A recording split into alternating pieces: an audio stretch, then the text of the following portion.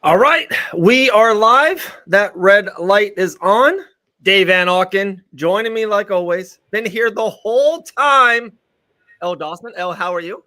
I'm here. Happy July 8th, El. Yeah. How was your 4th? Did you have a good time? Dude, we're gonna get into it in a little bit. We love July 4th at the Van Auken house. Very American. It's to me, it's the heart of the summer. Fireworks, a couple hot dogs, maybe a couple cold ones. Like, it's a great. I'm a big July 4th guy. Love July 4th. How about you guys? How about the Dawson house? I second that. I had an awesome July 4th. You know what I did? I drove down. No, I went down with some of my girlfriends to Fort Lauderdale Beach. I got a free 90s concert from Vanilla Ice, Young MC, Tone Loc. It was dope. It was dope. Like a sea of middle-aged people all singing "Go Ninja, Go Ninja, Go." It was pretty dope. I'm not gonna lie. It was very nostalgic. I look like that's a classic. That's a classic movie scene. Ninja Turtles, dude. How good were those Ninja Turtle movies? So freaking good. So awesome. Good. What's up, guys? El's beautiful. El, put down the weapons, man. Put him down. Put him down. I know, dude. Duke, a lot of discuss, guys. I can't wait to go into it. I even have this ready. UFC White House card. We're gonna talk about it. Before breaking anything down or talking about any futuristic things. By the way, UFC Nashville this week. We have Matt Heffner 140, Gillian at 2, Grant Dawson around 230, 245. Pack show like always, but so much fun stuff to talk about. Before breaking anything down or any kind of policies you're on and what side, how amazing that mixed martial arts, the UFC, is even talked about or being discussed to be at the White House on July 4th, 250th anniversary. They're not talking about a basketball game or playing football or swimming with Michael Phelps. They're talking about the UFC. It's like what we do and love. It's amazing. Amazing. No, it's super cool. Super cool. I love that this relationship that Trump has had with the UFC for so long. Like, I know he was one of the early proponents of the UFC even being legal. Yeah. And so it's really cool to kind of, see him, because he's at so many events. It would be really, really cool to have. He is the President Donald Trump. You're allowed to say his name, El. It's okay. What? He is the President of the United States of America. No, it's super cool to see. Like, Donald Trump's at so many UFC events. He's obviously good friends with Dana White, good friends with Joe Rogan. Like, it would be such a cool moment for the sport of MMA to do an event like this, because I feel like MMA has always, even though it's grown dramatically, it's still kind of on the outskirts of sports. I think it doesn't have the fan base that the NFL has. It doesn't have the fan base that even the NBA has, even though the NBA numbers are kind of not so hot in the last 10 or so years, I hear.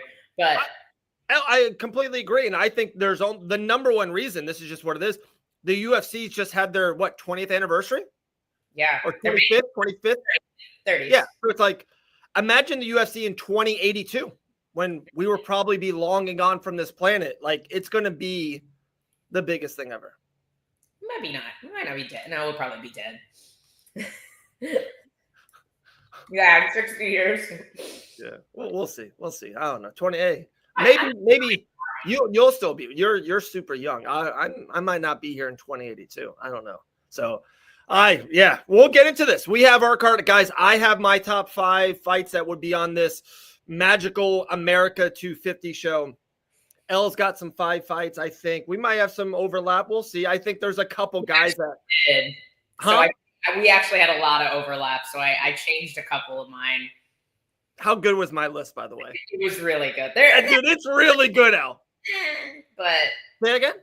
There was one where I was like, but there's some pretty good ones on there. Okay. Was it the one involving your husband? Is that the M one? No, definitely not. That one was on my card too. All right. I think we're talking about, let's just go right into it. There's so many things, guys. Yeah, guys, there was no fights this past Saturday. There's UFC Nashville, which I think this card is being tremendously underrated.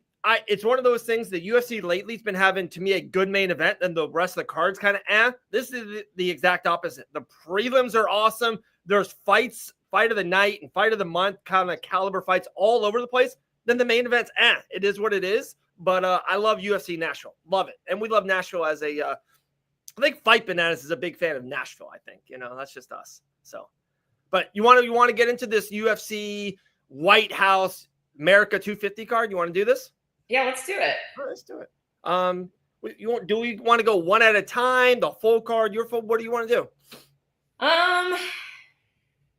We have a lot of overlap, so I feel like we should just go 1 and 1.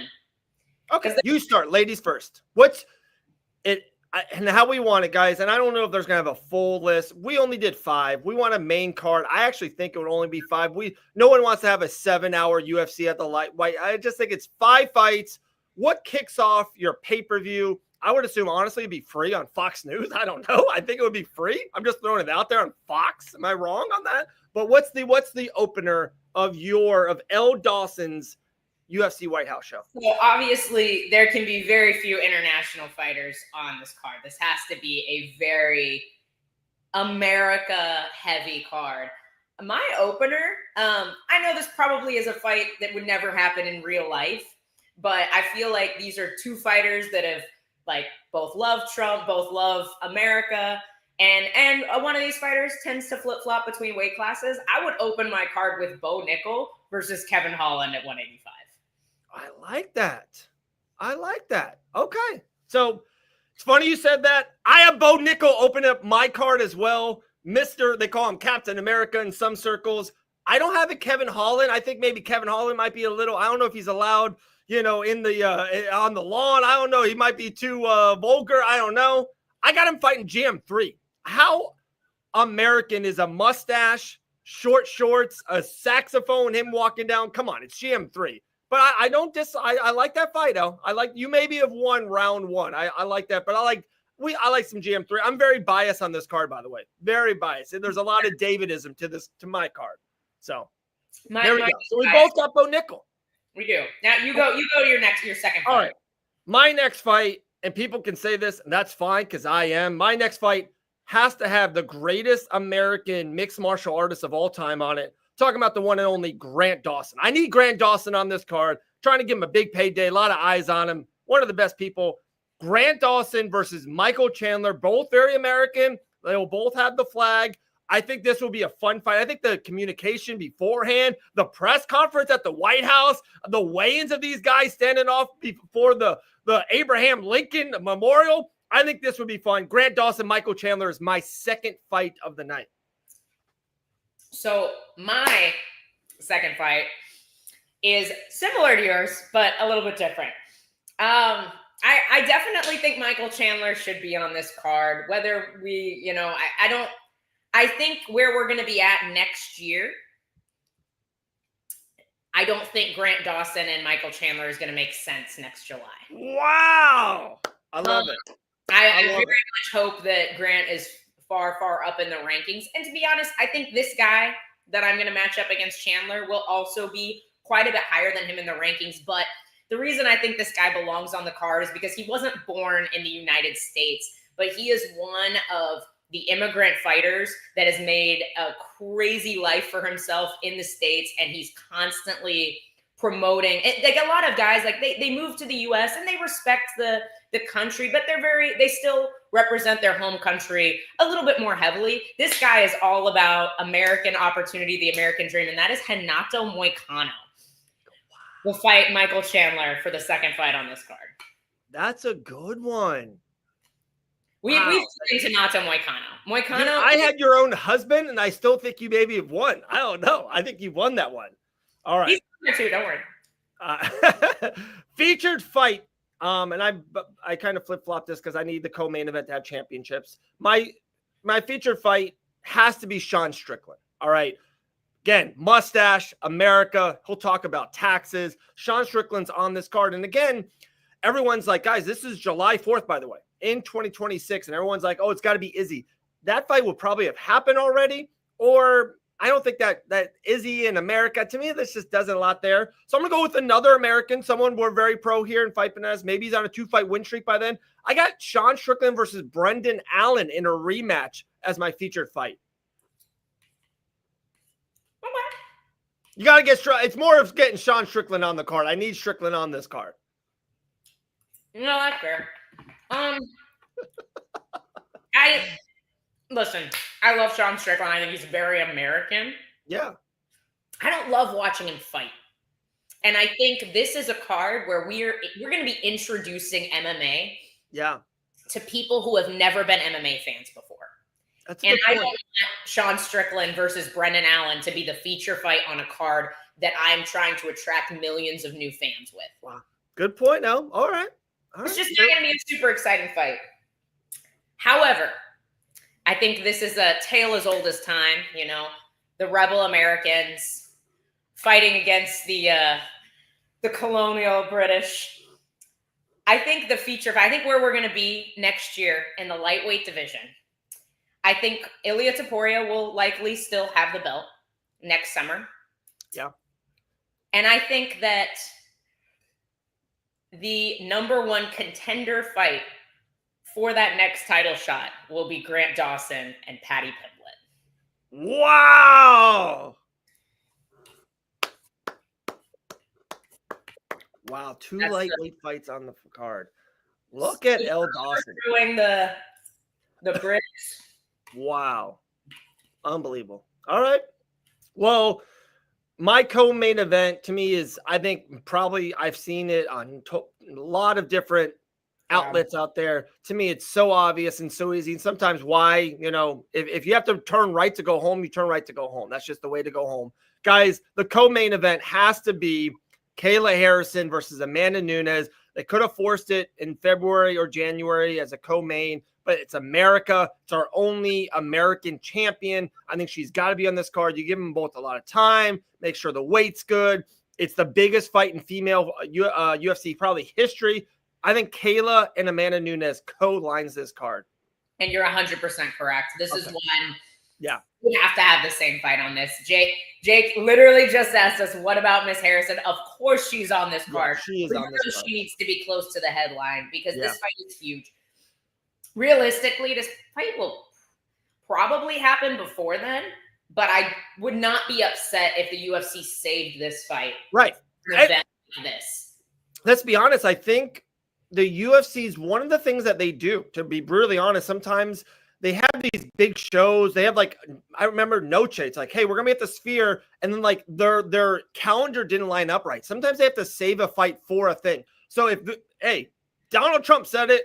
Dana White seems like they're all in. If this is a thing, like a real legit thing they have on their calendar, July 4th of 2026, let's start planning for it right now. I know we're in July of 2025, but let's start planning for it. Like, that fight you don't need to rush those girls. They don't have a lot more fights of the career. Make it as big as possible. And to me, the co-headline, the White House card, is perfect. My main event, do you have the same main event as me? I think so. Okay, guys, it's the right one. It's the right one. It's the right one. I think the heavyweight championship seems right to be on it. I don't want to put anything. I don't want to risk this card on a Conor McGregor. This guy does not make the card at all. Conor is not on my card. You have to have Tom Aspinall as the sit-in world heavyweight champion against the Hunter, John Bones Jones, the greatest mixed martial artist of all time. That's the main event of this card. Yeah, and I agree with you. And then I will address Kolostrom's comment because it's a great question. But I agree with you. And remember, guys, this is our dream UFC White House cards. Do I think Jones is actually going to come back for this card? No, I don't. Really? I think he is just I can't. I'm so jaded by John Jones at this point over this fight. I have a hard time thinking that unless the pay is going to be double what it was not being in the White House, that just it being in the White House is enough to make Jones take this fight. Maybe I'm wrong. I totally disagree. I think the White House lore, like, John Jones wanted to get up for something. He wasn't getting up for Aspinall, another T-Mobile event, another MSG event.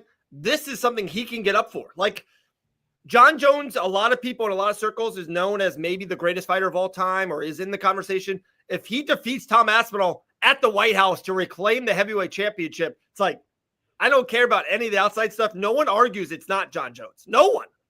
No, that's fair. That's fair. And hopefully this is enough to get him into that fight because we want to see that fight. All Brits versus all Americans. I'm for it. I'm for it. Let's go. But the reason why. I'm sorry. The reason why Dakota is not on this card is because there isn't an American that I think is an exciting matchup for her right now. And you have to have at least one U.S. fighter in every fight right now. And it's funny you said that, El. Moicano is a U.S. fighter. We are claiming Moicano. I don't care. He is a citizen. He is a United States citizen. Dakota's not the police. Loves him. Yeah. Moicano's a United States citizen. He lives the American dream. So to be clear, I'm putting him on the American list. But I think Dakota, obviously, she hasn't lived here as long. And also, you ready for this one, Al? I even overthought this thing way too much. It's what I do about this show and about the UFC. I have Dakota Ditcheva taking her versus Valentina, taking the place of the Kayla Amanda spot in February or March. They need a big female fight in the first calendar of the year. That's the fight. Dakota Ditcheva, they say the announcement in January, her versus Valentina's in February, March, or April. We'll see. So I had that take its place. But, dude, we have more Dakota Ditcheva comments than any other thing about the White House. It's her show. We're just living in it. Not American, and she's not in the UFC. And I know, and they love her. Dude, superstar. You should text her right now. This show is Dakota Ditcheva fight week, I will say. So we'll definitely have to talk about PFL Takedown. Yeah. We will. And it's funny. I did see this, by the way, Duke. It was actually a pretty decent card. Don Davis put together a pretty decent card, like an all PFL card. But 4 of those guys, I don't even think are a part of the roster anymore. It's pretty wild. It's decent for a regular MMA card. That's not that is not a once in a lifetime. Listen, I love PFL, and that is a good PFL card, and that is a PFL card that they should have for one of these championship series. Wow. But come on, this card has the potential to blow UFC 300 out of the water. Yep. Like if it's done right. No. Al, this will be the most watched UFC event ever. No doubt about it. That PFL card doesn't even come close to what the UFC could put together. And that's literally the best PFL could possibly do. Possibly. Yeah. I'm telling you, I had a lot of other things I don't know about Gaethje, Joshua Van. There'll be a lot of, I think, young talent around this card or close to it. This will be the most watched UFC event of all time. It will be historic. I guess it would be huge. That was a Donald Trump pun, and did it. I'm sorry, I was not listening to you. I was reading this comment. Okay. Brady for the title would be a really good White House card fight as well. Especially, I think him fighting JDM would be a great fight, or him Islam, but it'll probably be JDM. All right, we're getting closer and closer. We just got to talk about it. Sometimes you got to rip the Band-Aid off. We've been doing this for 4 days here in Fight Bananas land. The Last Dance, guys. We are officially 10 days away. Like, get into your feelings now, people. I don't want this to kind of jump on you next weekend, late in the weekend. Put it on your calendar. The Van Auckens are going to be maybe on a little family vacay. I'll be watching this by myself, probably on my iPhone, crying. Okay, I'll be crying to sleep. Hopefully the kids are sleeping by then. Guys, we have 10 days away to the Last Dance. Al, are you like getting grips with this? I mean, yeah, it's kind of crazy. It feels a little surreal, I feel like when I walk in, I see Dustin in the gym, and I'm like, man, like he might not be here very all too often, after this.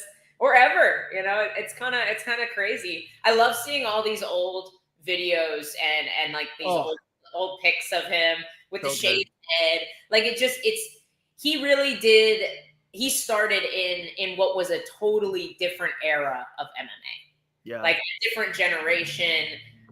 And it seems very historic. So it's kind of bittersweet, man. It's kind of bittersweet, I think. I'm not even joshing about it, not even joking about it. Grant and Elle are definitely my favorite UFC fighters, if you want to say that. Third on that list is Dustin Poirier. He's always been my favorite. Growing up, no connections to him, just watching the sport. I'm like, oh, that's my guy. You know what I mean? Like shaved head. I kind of like that he was a normal guy. You know what I mean? Like he wasn't super athletic. He was a grinder. I kind of like he has a little shit to him. Like he has a little mojo to him. A little, I like that. I think, yeah, he has a little bit of that. Yeah. And and he's just a great dude too. He's great. And then, dude, the wife, and then when he had his girl, and now I have girls. It just, like all that. I was lucky enough to meet him once or twice. Very nice, very cool. Just like a good guy, good dude. And just like, of course, then how he fights. He's so excited. He fights everyone. He's never ducked anyone, not fight anyone. He's literally fought the best guys between 145 and 170 for 7 years. Like, look at his resume. It's insane. Dustin Poirier, guys, I'm telling you, it's coming. The last dance is coming. Crazy, crazy time. All right. Well, that's next weekend. We'll get into that. Oh, come on. Don't say that. It might, Jake. It might. I don't know. It might. But guys, Matt Heffner is going to join the show. He's the ranked #1 amateur flyweight in America right now, coming in 20 minutes. Elle, I think you had something to say. I saw it in your sheet. That like, I think it's called a maple. It's like the maple bourbon one. That one's good. That's really good. All of them are good. I got to be honest with you, though. The really spicy one, I think it's the KO. That's too spicy for me. Oh, yeah. And I like hot sauce, but that one's a little much. But I think it's the maple bourbon one, I think is what it's called. Don't quote me on it. You'll find it. Okay. It is tasty. Very tasty. So I talked about this earlier, and then I got this from our the great Nate Diaz Twins MMA. Great stuff, by the way. Thank you. That's what it's called. Okay. I don't know why. I've heard some negative thoughts and just feelings about this card. I love this card, Elle. Am I wrong on this? Do you agree? Are you with the other people? To me, this is a great fight night card. Like, I love this card. Yes, the main event is I get it. The main event is I agree with you. Mike Davis in the second fight. Look at these prelims. Chris Curtis versus Max Payne. Like, Cater and Garcia is great. Lander and Charest is going to be really fun. Like, even like Wonder Boy and Bone Theme is not like Calvin Cater, Steve Garcia. Super exciting, but I think the feature fight is going to be awesome. The main event should be a co-main. I mean, I understand that, but it's like, but they're ranked higher, Well, and they're heavyweights. I think they need to put some high guys. Let's be honest. I bet you they're probably rooting for Teixeira here. He's an undefeated heavyweight. If he beats or knocks out Derek Lewis, which is a ginormous name for the division, I think he's like 1 or 2 away if he beats Derek Lewis. Yeah. No, that's true. This is actually great card though. I don't know what people are. It's a solid fight night. Ramirez and Davis. Wait. Okay. Give it a grade on your fight night level. UFC Nashville. It's not a pay-per-view. Can you please give us a grade? Let's see. A grade? I have a grade. I would give it like a B-, I think. Because we've had some fight nights that are just like unbelievable. And so if I'm comparing it to those, I think it's unfair to go much higher than that. But like, I feel like at the end of the night, this will probably be a B- card. Like, I think we're going to, like, some of these are going to be really fun fights, especially Landwehr, Charest, Cater Garcia is going to be really fun. Petrino and Lane is going to be fun, too. Austin Lane is usually knocking somebody out or getting knocked out. Right. This is an A- card to me, Elle. This is A-. I really like this card. I think the main event is going to be very lackluster. Okay, if I could say, if the main event... We've had fight nights where everything was killer, No. I agree. But let me throw this out there. Let me play devil's advocate to your B-. If Derek Lewis knocks out Teixeira in 43 seconds with an overhand shovel, like, are you gonna be like, dude, this is amazing? Yeah, then that bumps it up. Okay. But I think it's gonna be a B when everything's done. I think there'll probably be a couple fights that are like, okay. And then there'll be some fights that are absolute bangers. That's what I expect from this card. But I think there'll be more bangers than bad fights. It's a little B+. B plus. If it's a low B plus, Sean, that means it's a B. Okay, that's the English grade system. I'll give it a B. I'll give it a B. All I'll give it. right, B minus. I might be lowballing it a little bit. I think I've been burned lately by cards that I thought were going to be unbelievable and then weren't. No, I got you. I got you. By the way, guys, I've sent out a ton. Say again. All right, compared to Baku, this is going to be awesome. There you go. Amen. Amen to that, L. By the way, guys, I've sent a ton of UFC trading cards in the mail over the last week. The stamp things. It's like two-sided. I've used a whole thing of that. If you guys have not got a card or haven't DM'd us about a card, if you subscribe to this YouTube channel and want a UFC trading card, anywhere from Sugar Sean O'Malley, Ilya Topuria, DC, and anyone in between, I think I can say his last name a couple times. We will send you out a free UFC trading card. All you have to do is sub the channel. All right, Al. All right. So we kind of really skipped over July 4th, but you had a great July 4th. Everything was good. Yeah, it was fun. It was fun. Cool. Good time. Cool. Grant didn't come to see Vanilla Ice, but he had fun staying home. So I had fun seeing Vanilla Ice. Is Grant Dawson back into the card game? Is that did I see that correctly? He dabbles. I don't think it's like he's as into it as he was, but okay, he's playing a little bit. All right. Well, with that being said, July 4th just kind of coming and going, and we're in the middle of the summer. Me and Elle were going back and forth, and I want to, I'm very high on July 4th. The Van Alkens are very high. Like I said, we're summer people. We got 4 kids. We've got so many things going on. It's like a big thing of, dude, by the way, we watched this, by the way. Savannah Bananas at Fenway Park. We were all over the Sean Sterling. Tip of the cat. The Van Alkens are into the Savannah Bananas right now. So I want to do a top 5 list, Elle. And I want ladies always first. Your top 5 favorite holidays. Let's go 5 to 1, and then I'll go 5 to 1 and see where July 4th ranks in your top 5 favorite holidays. I feel like there are only 5 major holidays. Well, there could be a made up. I made up one. Oh God. I made up one. All right. Number 1 for me is Christmas. It always has been. You start with number 5. Huh? You start with number 5. Oh, start with number 5? Oh, my bad. Sorry, I wasn't listening. I didn't even know 5 holidays. That's why I started with 5. I'll start with okay, let's see. You like Valentine's Day? Oh, I guess that's like I don't know. New Year's Eve? I'll make New Year's Eve my number 5. Okay. I really don't care about New Year's Eve. Me either. Don't like it at all, actually. I don't go out. I don't drink. So those are like the primary events for New Year's Eve. Patty's Day. There's a lot of underrated ones, I'm telling you. But dude, real quick, New Year's Eve party. I dislike New Year's Eve for 25 years. Like, when you have like your first girlfriend or boyfriend, right? Like probably we all had a first girlfriend or boyfriend, serious one if you want. My first girlfriend cheated on me on New Year's Eve. And ever since that, I've never liked the day. True story. Yeah. Just call it a spade a spade. Fair enough. That's fair. Number 4? Number 4, I guess I'll put Valentine's Day. We go out, but it's like, I don't know. I feel like, dude, every day's Valentine's Day. I love my husband. Like, I don't need a holiday to know that, we literally get to work together every day in the gym. We get to see each other all day, every day. Sometimes we get on each other's nerves, but for the most part, most days are solid. So, we go out, but it's not really like a big deal to us. I don't think. Number 3 for me is probably going to be 4th of July. I love 4th of July. It's just, I don't know. It's cool. I feel like it tends to bring a lot of different kinds of people together because everybody wants to feel patriotic on the 4th of July.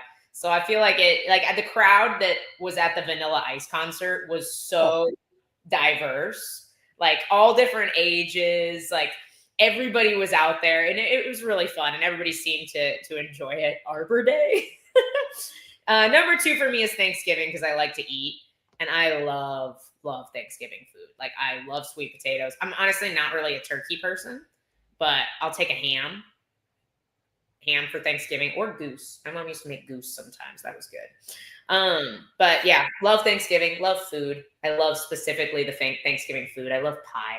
And then number one is Christmas, because Jesus and family, and like that tends to be the day of the year where I get to see the most of my family that I don't see regularly. So Christmas will always be number one for me. I love Christmas music. I start listening to Christmas music in October, and I finish listening to Christmas music probably around Valentine's Day. So I like it. That's a good list. So number 5, New Year's Eve, 4, Valentine's, 3, July 4th, 2, Thanksgiving, 1, Christmas. Okay, that's a good list, El. Good list. You ready for this one? On my top 5, I don't have Thanksgiving at all, and I think you missed Halloween. I don't know if you did it on purpose or just forgot about it. Hear about it. Okay, all right. So here we go. My top 5. Real quick, when I have kids, I think I'll like Halloween again. But when you're an adult without kids, Halloween is just an excuse to be drunk, which we don't do. So I liked Halloween when I was a child, but as an adult, it's just, there's nothing to do except drink. All right, we'll get to that. All right, my top 5, very, very good list though. El. Number 5 for me, and all my wrestling fans will love this. This is a made-up holiday, but it is a one in the Van Auken house. WrestleMania weekend. It's a whole weekend now. It's not just one day. It's 2 days. That counts. Thank you. There's stuff around it. There's shows before it, after it. Me and my boys watch it. WrestleMania weekend, number 5. Number 4. I'm telling you, I'm a big America guy. My brother has served for our country. Grandpa served for our country. Memorial Day. To me, it's I think a lot of people wash over it. Usually it's a day that people doesn't work. I love Memorial Day. It's the start of the summer. Big Memorial Day guy. Number 3, I'm with you, El. 5 years ago was not on my list. It made it to number 3 now. Halloween. For 1, wife loves it. 2, kids love it. 3, we've had at least 40 people over the Van Auken house for 5 straight years. We have a massive Halloween party. Our block is a great Halloween block. We have people giving out full-size, king-size Snicker bars and Twix. So everyone comes to our house. We do Halloween. So it's up to number 3. Number 2, July 4th. Such a good holiday. From beginning of the morning at the end, it's America. It's about just being with the family. It's summer. Water. We had a great water day at the Van Auken house. Fireworks were tremendous. July 4th, number 2. And L. Dawson absolutely nailed number 1. It is by far the greatest holiday, the greatest day of all time, Christmas. And you ready for this one, El? I'm going to kind of put this together. Christmas Eve. I like Christmas Eve better than Christmas. Dave always sounds like that. Who does? Is that a good thing or a bad thing? I don't know if that's a dig. It means you're well spoken. Oh, I appreciate that. I'm Christmas Eve is like my favorite day of the year. So I kind of put that together. Christmas Eve, we always usually spend with a ton of family. And I love the build up. We usually give like 1 or 2 really cool gifts before Christmas. I'm telling anyone with kids, that morning of Christmas morning, we have blessed enough. We have 4 kids run to the tree and maybe open 5, 7, 10 presents. It is the greatest morning you can ever have as a adult. So crazy. There you go. Top 5. I want to be clear here. I would love Halloween if any kids still trick-or-treated. I will say, this neighborhood, we have not had a Halloween in this neighborhood in the house we just bought. I'm hopeful that since there's a lot of families, we'll actually be in a neighborhood where we can enjoy Halloween. But we were in an apartment before this, and nobody went trick-or-treating. I bought candy every year. Yeah, and that's a shame. That's a shame. And it was so lame. I think that's why I don't like it anymore. I feel like nobody participates unless you have kids, you know? How great. And Sean, to this comment, and Elle, I think we talked about it. Guys, we have neighbors that give us Jell-O shots. We have neighbors that feed the family hot dogs. Like, they give us hot dogs because they know we're going to be walking around for 4 hours. One neighbor plays like a movie, a Halloween movie, a Snoopy movie, or Nightmare Before Christmas. It is the coolest neighborhood for Halloween. It's awesome. And that I agree. It kind of adds to it. So Halloween is definitely number 3. It should have been maybe higher, but I'm a big America guy. July 4th can't be lower than 2 on my list. Sorry. Can't do it. So it's a pretty good list. There we go. I know we're awesome for Halloween. I'm kind of jealous. Like, you have like a good village there. You guys are invited anytime you want, Dawson's. I'm not there. Anytime you want. All right. I don't want to. We have 5 minutes before Matt Heffner comes in. I don't want to get to our championship thing. I think that might be maybe a little bit with L and a little bit between Grant. I think. We got any. I've been seeing a lot of Arman Serkanian news, a lot of Arman news, like just calling out Ilya left and right. He's training with Chimaev right now in Las Vegas. A lot of Arman news. Yeah, it seems like he's just trying to get in the title conversation right now, which I don't blame him. I think he knows. I think he knows he's kind of in the UFC's doghouse. So he's got to be loud and make some noise if he wants really anything from them right now. And please, don't answer this if you don't want to. And just your gut reaction. Does Arman Serkanian fight before he fights for the championship in your eyes? Should he or will he? Will he? Will he? Will he? I'm so torn. Okay. Probably. Because I feel like I'm torn because I feel like the UFC does not want him to get the title shot next, and the UFC wants to make him fight again to get another title shot. Okay. But at the same time, I don't think they have a better number one contender unless Max does beat Dustin. I could see the UFC pushing him over Arman, but I don't know. I'm very torn. I'm very 50-50 on this. I don't have a good answer for you actually, because I think the UFC, if the UFC got their way, he would fight again. But I just don't think they have somebody else that's going to be a better person to put in that spot. It's funny. So you said that 3 times, and this is the first time it kind of hit me a certain way because I don't know, Max Holloway's doing the media tour. I saw a ton of Max Holloway news this morning, and Fight, and we're already working on 3 graphics as we speak on Max Holloway. If he defeats Dustin Poirier in his retirement fight, in the Last Dance, and then fights for the lightweight championship, which I think you agree, Al, I think I agree, is kind of maybe the limelight championship for the organization. One of them, if not it. That would kind of bum me out. That really would. For Max to lose his last fight, move up to 155, fight Dustin, who I love. I adore Dustin Poirier, but that's his one lightweight. If he's 1-0 and then he's fighting for the championship over guys Arman, Gamrot, Patty, Gaethje, Dawson. If Holloway fights over those guys, that would bum me out.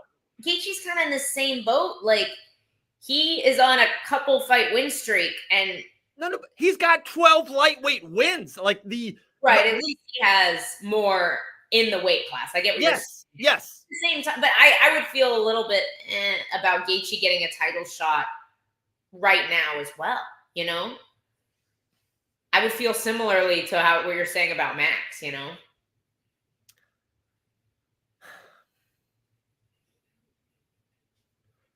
Oh, no, that's actually a good point by Sean Sterling. That's a good point. I forgot that fight was at 155. That's a good point, Sean. He wins it at lightweight, but that's but that's still not a lot, you know? I do feel a little bit better about this. Sean, I appreciate it. Great value to the show. Sean Sterling, thank you like always. That I do feel a little bit different. I just would feel so weird win. Like Ignacio defeats Jalen Turner. Jalen Turner walks away forever. It's like, and then Ignacio got his last fight was a loss. There's, where does he rank? You know, I don't know, 19, 17. Like sometimes, and I think you know this, El, it's not about who you win. It's about when you beat him. Like when you defeated Tony Ferguson in 2024, that does nothing for me. The Patty went over him, nothing. But if you defeated Tony in 2020, it's like, dude, that's maybe the best win you could get. The Tony that beat Kevin Lee. Oh, how about the Gaethje that beat Tony? I give that a lot of respect to Gaethje. That gets a lot more than like Patty or Chandler beating him. Yes, exactly. Yeah, that's my point. Yeah, that if you beat Dan Hooker before he had tattoos, that does not count to me. Does not count. It's different man. So, all right, let's finish the test. He's definitely not. Oh God, I don't know. I hope not. I honestly think the UFC's waiting to see what happens in that fight. And they're in no hurry. We just had the lightweight championship fight. They're in no hurry. I don't know if Ilya fights in 2025. I really don't. That's true. He doesn't. He's so young. Yeah. Like, he's not running out of time. He's certainly not running out of money. Like, I'm with you. I think he could take his sweet time.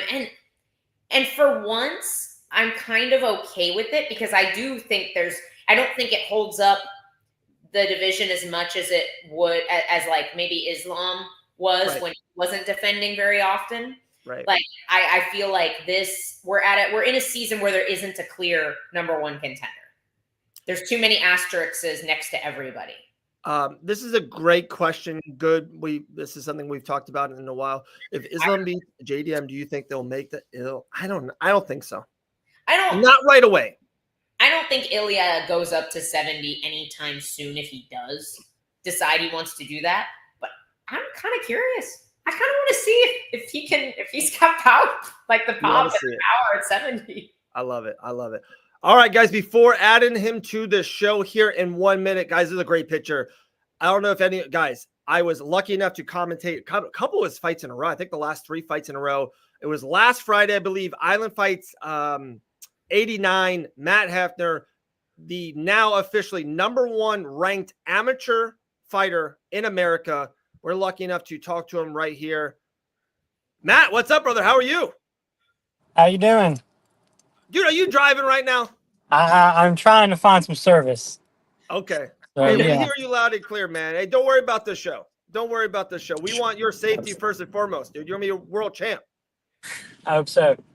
I love it. Well, dude, first and foremost, before El asks questions, we got plenty of stuff for you. When you see this picture, Matt, like how is it more of proud, more of excitement in the future? What's the feelings when you see this picture of you? Definitely excitement and hopes for the future to see what we're gonna come up to be. See how far I can take this thing. I love it. El? So, okay, you are 19, correct? I am, yes. Okay, you've had 8 amateur fights already. When Yes, were you when you had your amateur debut?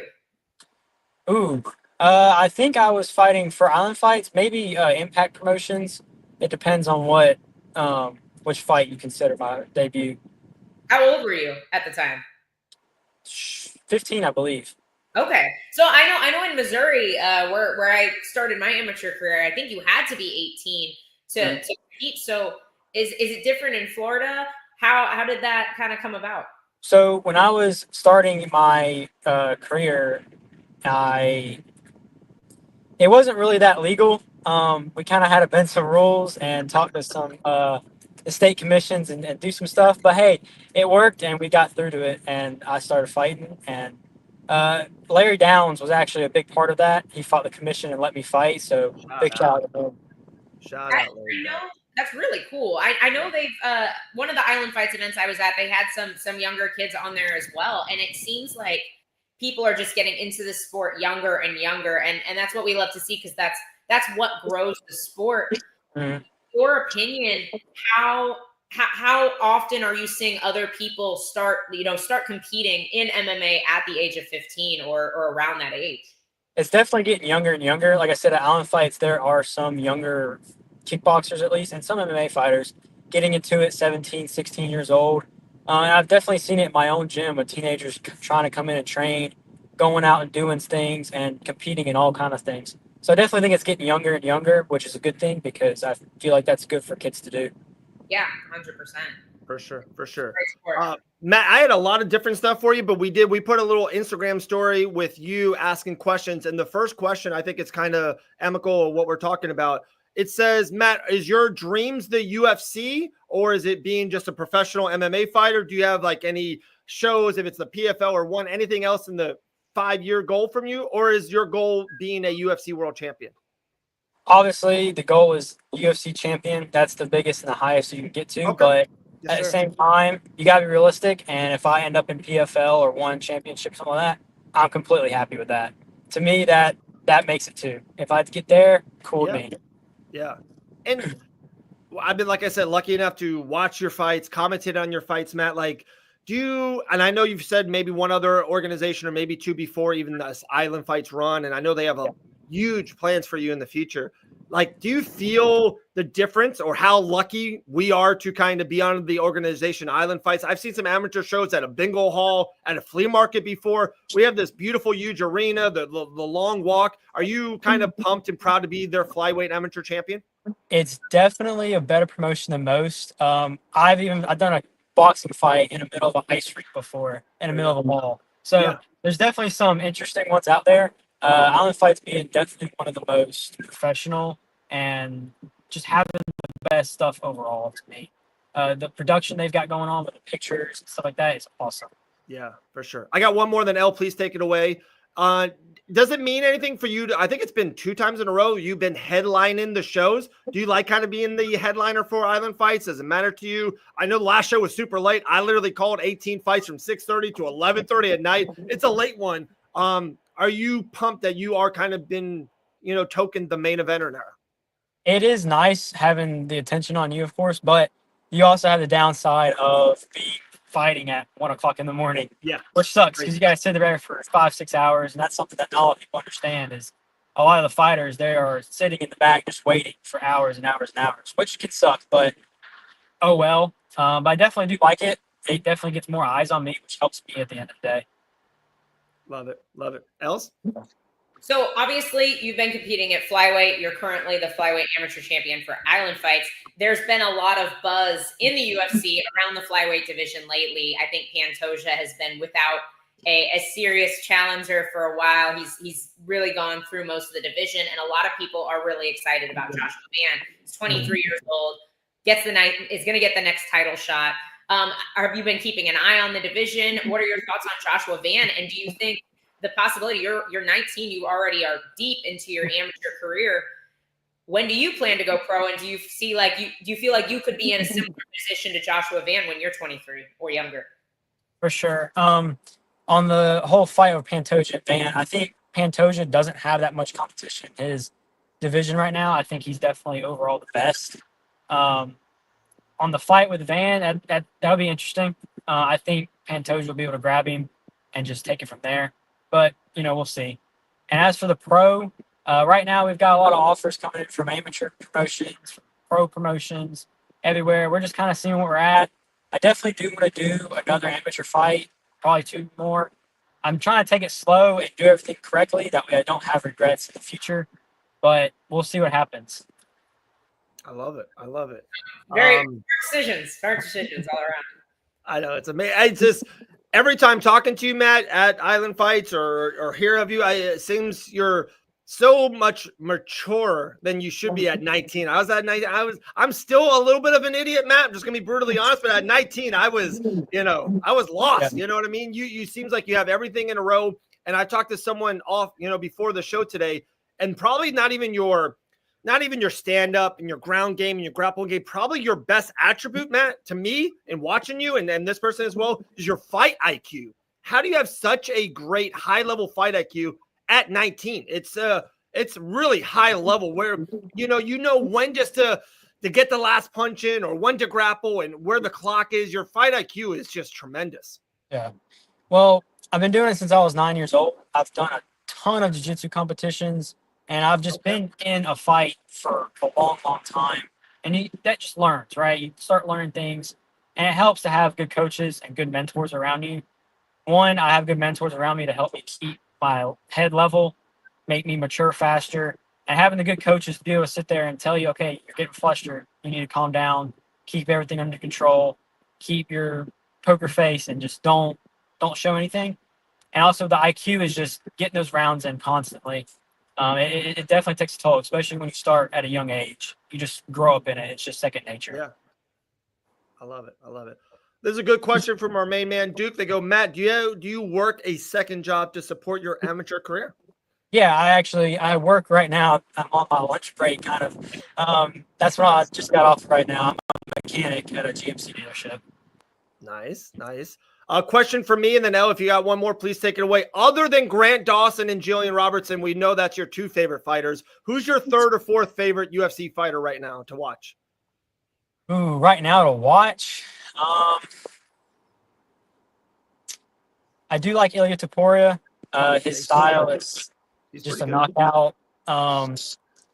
Him, and I'd say probably Pereira, just because you never know when that knockout's going to come. Yeah. You never know when it's going to happen. Yeah, them 2 probably right now. Those are 2 good ones, Elle. Poetan and Ilya, those are 2 good ones. Fair. Yeah. No, that's not quite Gillian, but it's up there. Close. It's up there close. for sure. But Elle, you have anything else for Matt? I thought he was about to say something. Go ahead, Matt. You're good. Go ahead.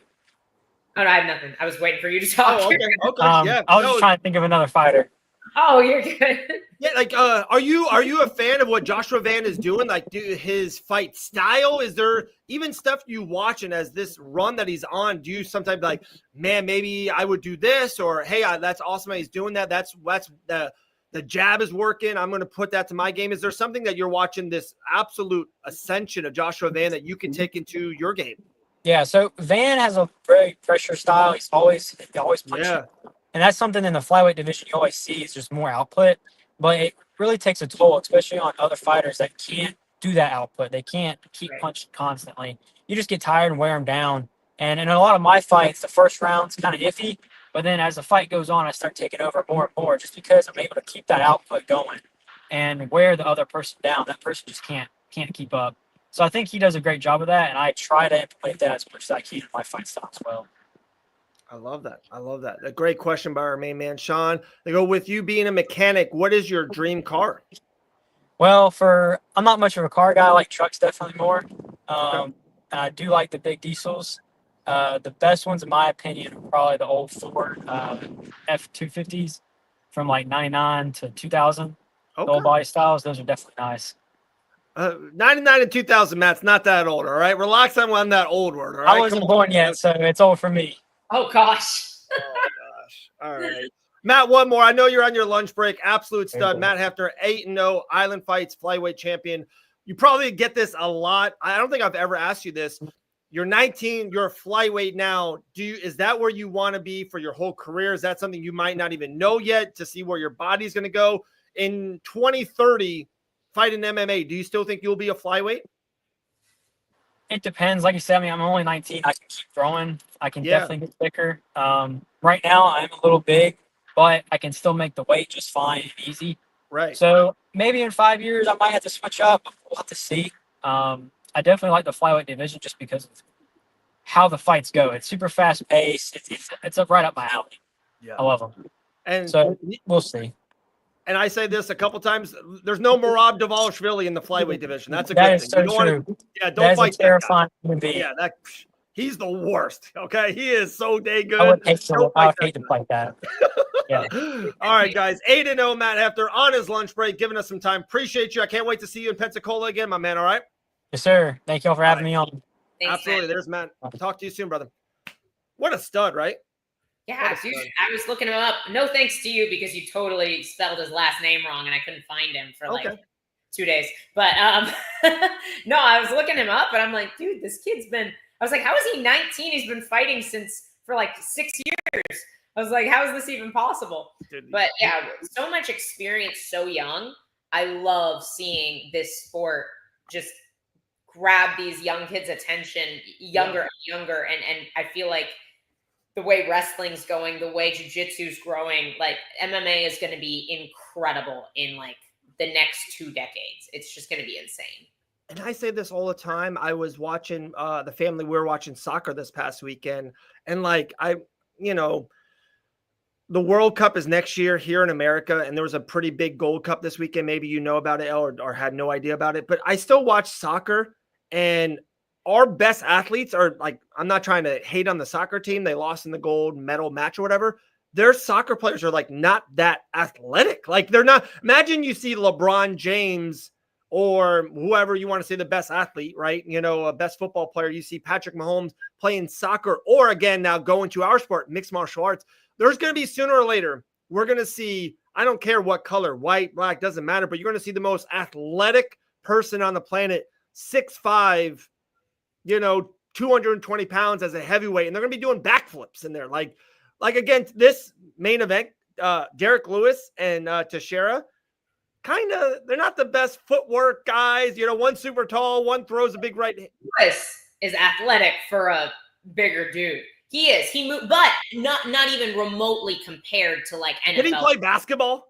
That's what I'm saying. Like not even close to that level of right. That's what I'm talking about. Like imagine if we had that guy in the UFC.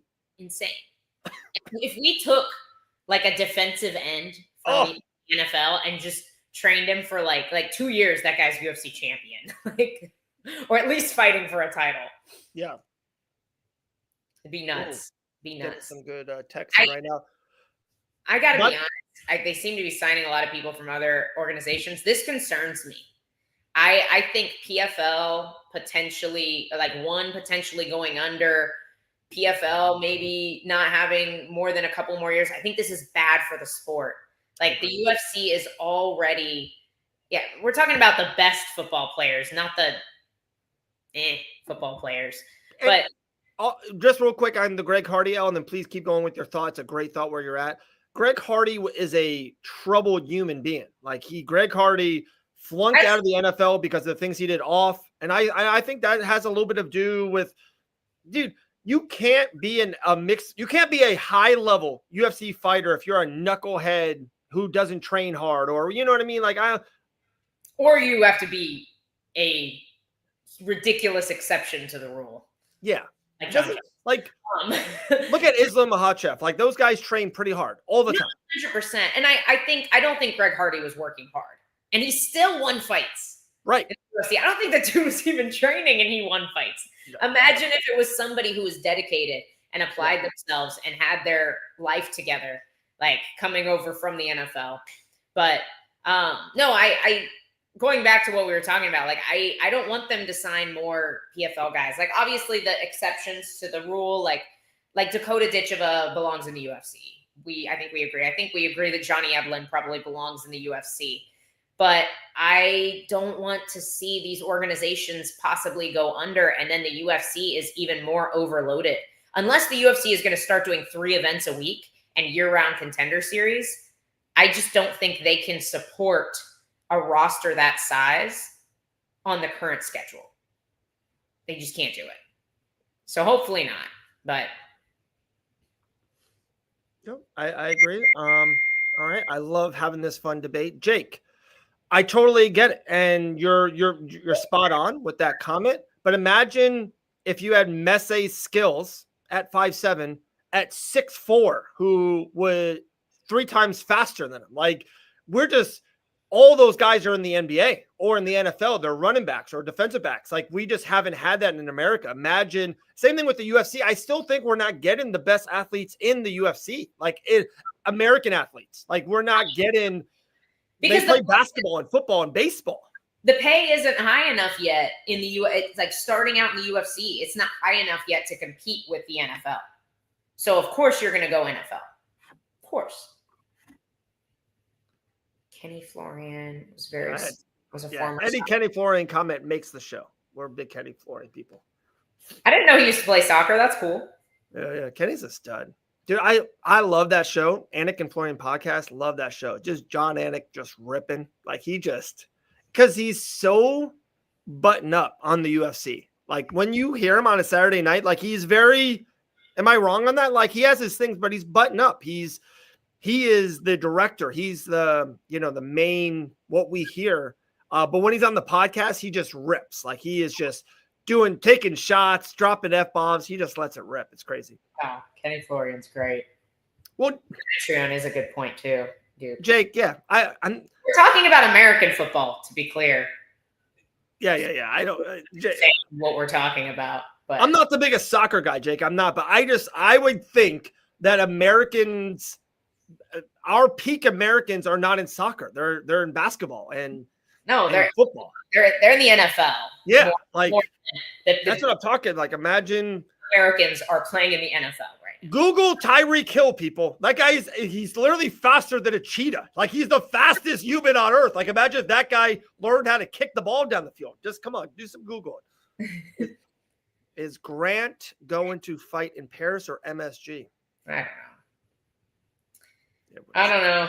We can't talk about it on this show anymore, guys. We don't have any information. There's nothing to give you guys. So I'm telling you, I'm not even holding anything back. We have nothing. When Grant Dawson fights in 2030, I'm gonna be so excited, dude. I'm gonna be so pumped. Like all week. Talking about someone who fights every single day. If you see any of her Instagram about her sparring, she fights all the time. The one and the only Gillian, the Savage Robertson.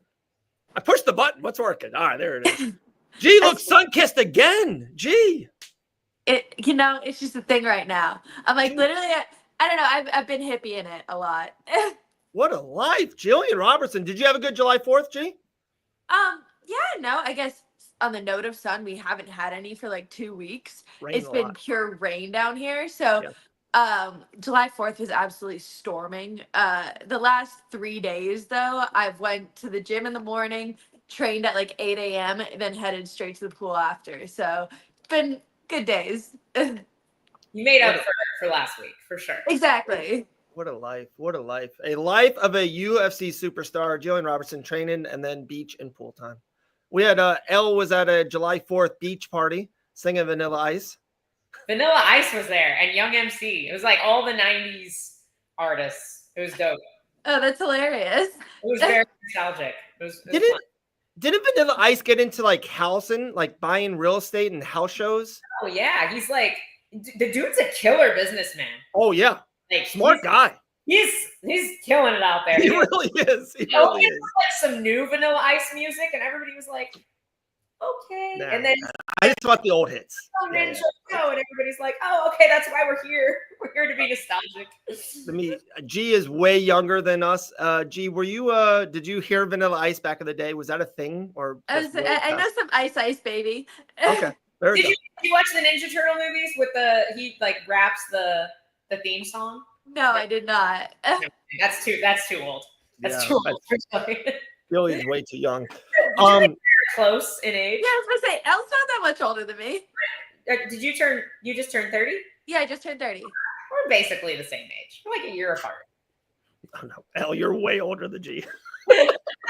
Apparently.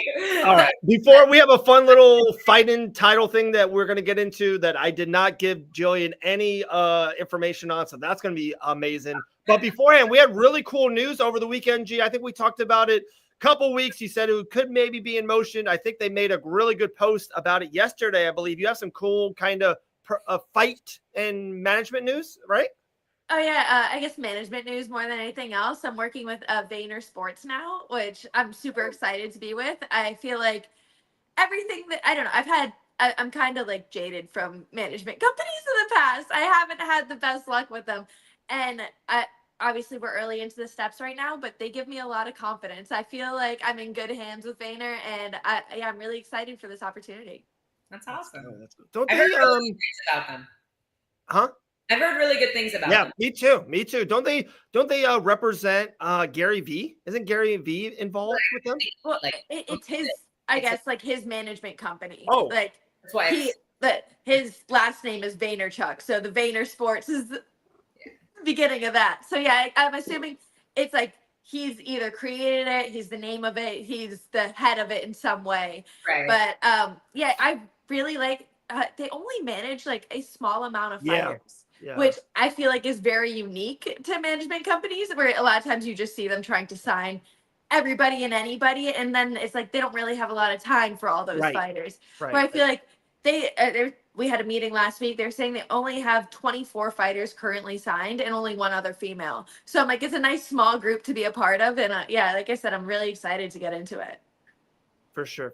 I use this about life all the time, and this is probably going to go over both of your guys' head. Jared Maguire, he was a sports agent. Tom Cruise played him during a movie, I think 94, 96, somewhere in that range. And like his big thing was like he wanted less clients, but wanted more like intimacy and communication. He wanted to be more connected.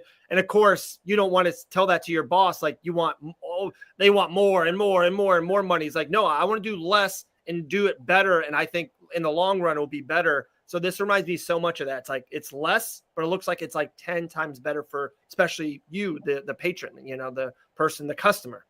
Oh yeah. Like I said, I've worked with 2 other managers in the past. And like I said, I'm kind of jaded from them because of that reason. Exactly. I'm like, they sign every fighter and then I'm like, hey, remember me? I'm giving you guys 20% of my paycheck. What's going on with my career? What's going on with my sponsorships? And it's like you really get like my last 2 managers, I ended up paying them more than they brought me. And I'm like, this feels a little bit backwards here. Yeah. And we talked about this on air. We talked about it off air. Like a mixed martial artist, a UFC fighter, it's a short career. You guys can't fight forever. Like it's one of those things. So to have things set up in the future for you, and also just like the money part, like sometimes they'll look and once in a while, like a purse will get leaked and like, oh my goodness, that's a lot of money. Yeah, it's a lot of money for this fight, but how about Gillian's amateur career and at the beginning of your professional career? And what are you going to do at 45, 55, 60? It's a lot. And I think a management like manner can kind of set you up, I believe, long term. That's at least probably some of it. So. Oh yeah, and they actually work with I guess like outside of fighting too. Like they have Michelle Waterson on their roster as well, but not as a fighter anymore. So they are getting her like movies, her like like her sports gigs, her commentating gigs, things like that. They're helping her set up her career post fighting as well. Talking about that, I did call you 3 days ago about a commentary gig that you turned us down. So just wanted the David Sports Alliance, I'm G's number one always agent, but it is what it is, G. It's all good. It's all good. I'm gonna call L off air later about it. A commentary gig and possible fight time. Yeah, I know, my fault. Dude, you said something there amazing. Would you do movies in the future? Like I seen like Michelle Waterson, some stuff. Like you'd be an awesome, like I think you're gonna take this the best way possible. You'd be a great bad guy sidekick, like as the awesome girl who beats up the people. They always have those in those big action movies. Gee, you would be amazing at it. Why do I gotta be the sidekick? No. What's that? what is the movie I'm thinking of? I can't remember what it was. Fast and Furious, or there was that awesome. Didn't Gina Serrano do one lately? Like she was in The Mandalorian, and she was awesome in that. Oh yeah. There you go. She was also in the Deadpool one, the first. Yes, Deadpool that's one. what it is. Yeah. I could do. Like you could be in Deadpool, G. No, I'm like, it's definitely something I feel like I might be interested in.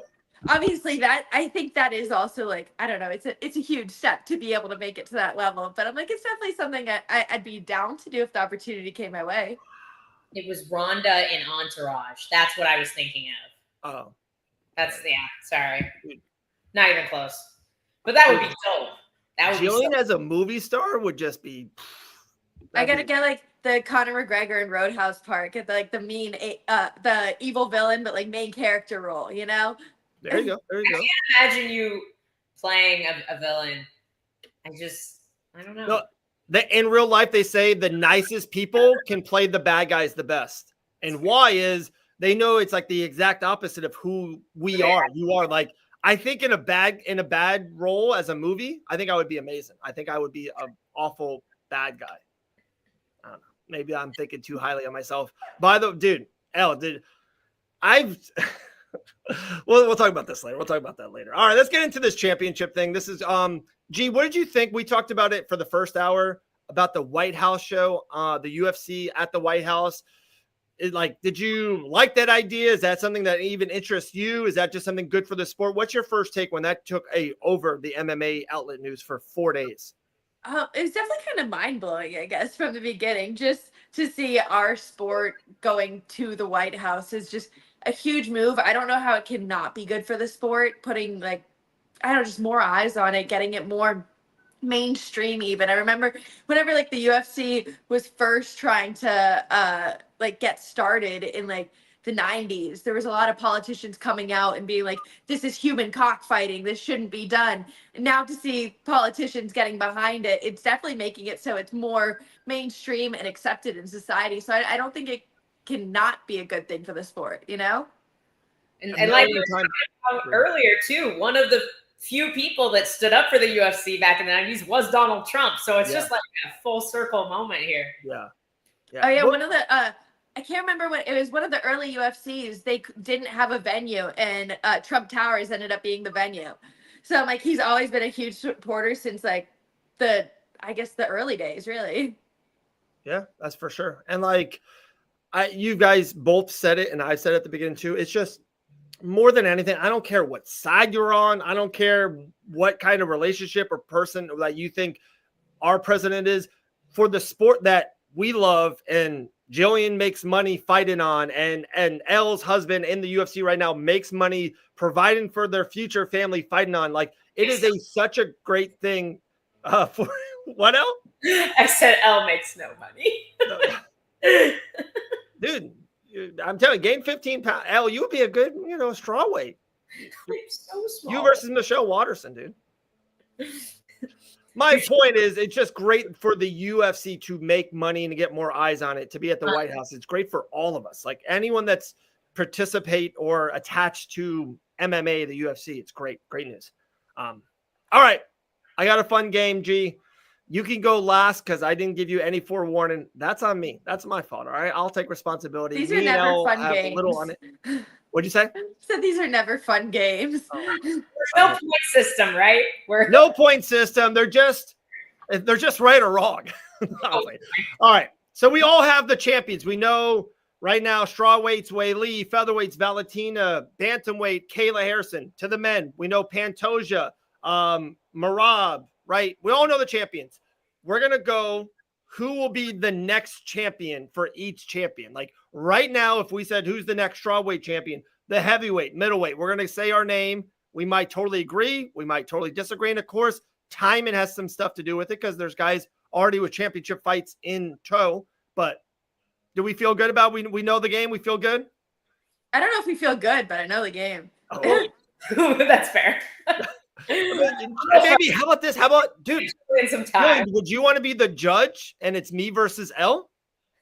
Yeah, sure. Let's go for that. Let's do that. Okay. Remember, Gillian, all the ridiculous point systems that Dave has put us through. Dude, Gillian is a very unbiased judge, and when my answers are the more correct answers, she will know. All right, here we go. Strawweight. Let's start with the females in the strawweight division. L, you want to go first? You want me to go first? You go ahead. Okay. Oh, so the next UFC strawweight champion will be the one and only, the greatest female mixed martial artist of all time, Gillian the Savage Robertson. So obviously that's the right answer, but Dave, you didn't say how it would happen. So the way this is going to happen, obviously, is Wei Li's not fighting at 115 again. She's going to go up and fight Valentina. So Gillian is going to fight Verna Jandaroba for the not the interim, but the vacant strawweight title, and obviously win by TKO. Whoa, TKO! I like that. I think just having the backup, I that's probably about 10 points to L there. Oh my goodness! All right, here we go.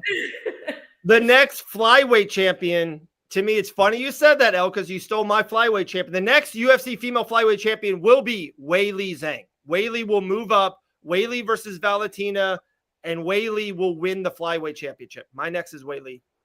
I disagree. I think Valentina will beat Wei Li Zhang by takedown, guard, control for 5 rounds, unfortunately, and size. And I think she beats Natalia Silva maybe the same way. I'm not sure. I think the next flyweight UFC champion is going to have to wait a little bit because it's going to be Dakota Ditcheva when her PFL contract has expired. That's good. That's good.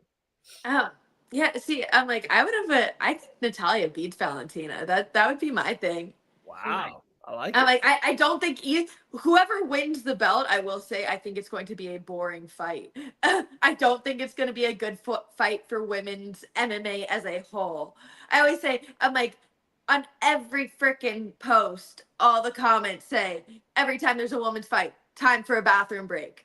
I'm like, right. The goal is to break that stereotype. These girls, yeah, these girls winning that fight is whoever wins. I'm like, it's not going to help with that stereotype. I unfortunately agree. Yeah. All right. The next female bantamweight champion. So this was the hardest one for me. The guys, I think I nailed pretty good. I feel good about some of them. I got a surprise too with some guys.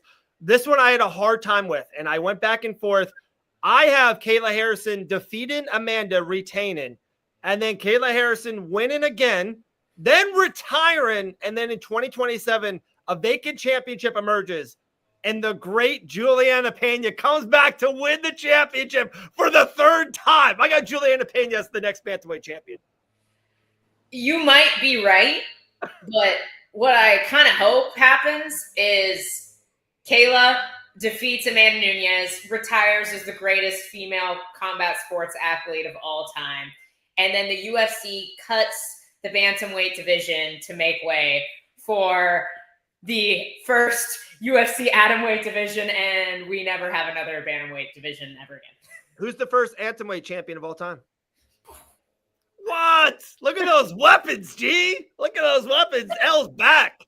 I feel like I'm making my own rules to this game now. No, it's a good dude. It's your game, L. It's your game. I honestly feel like whoever wins the Kayla Amanda, I feel like both of them retire after that. I think you might be right. Might be right. Wow. All right, that's tough. Then we got Juliana champ. I know. We got Juliana. There we go. Division. It's her division, guys. Her division. The flyweight champion, and because I knew Gillian was going to be the judge of this, the next UFC flyweight champion, and it might not even be the next fight. It might not be the fight after that, but it will happen. The next UFC flyweight men's champion will be Joshua Van.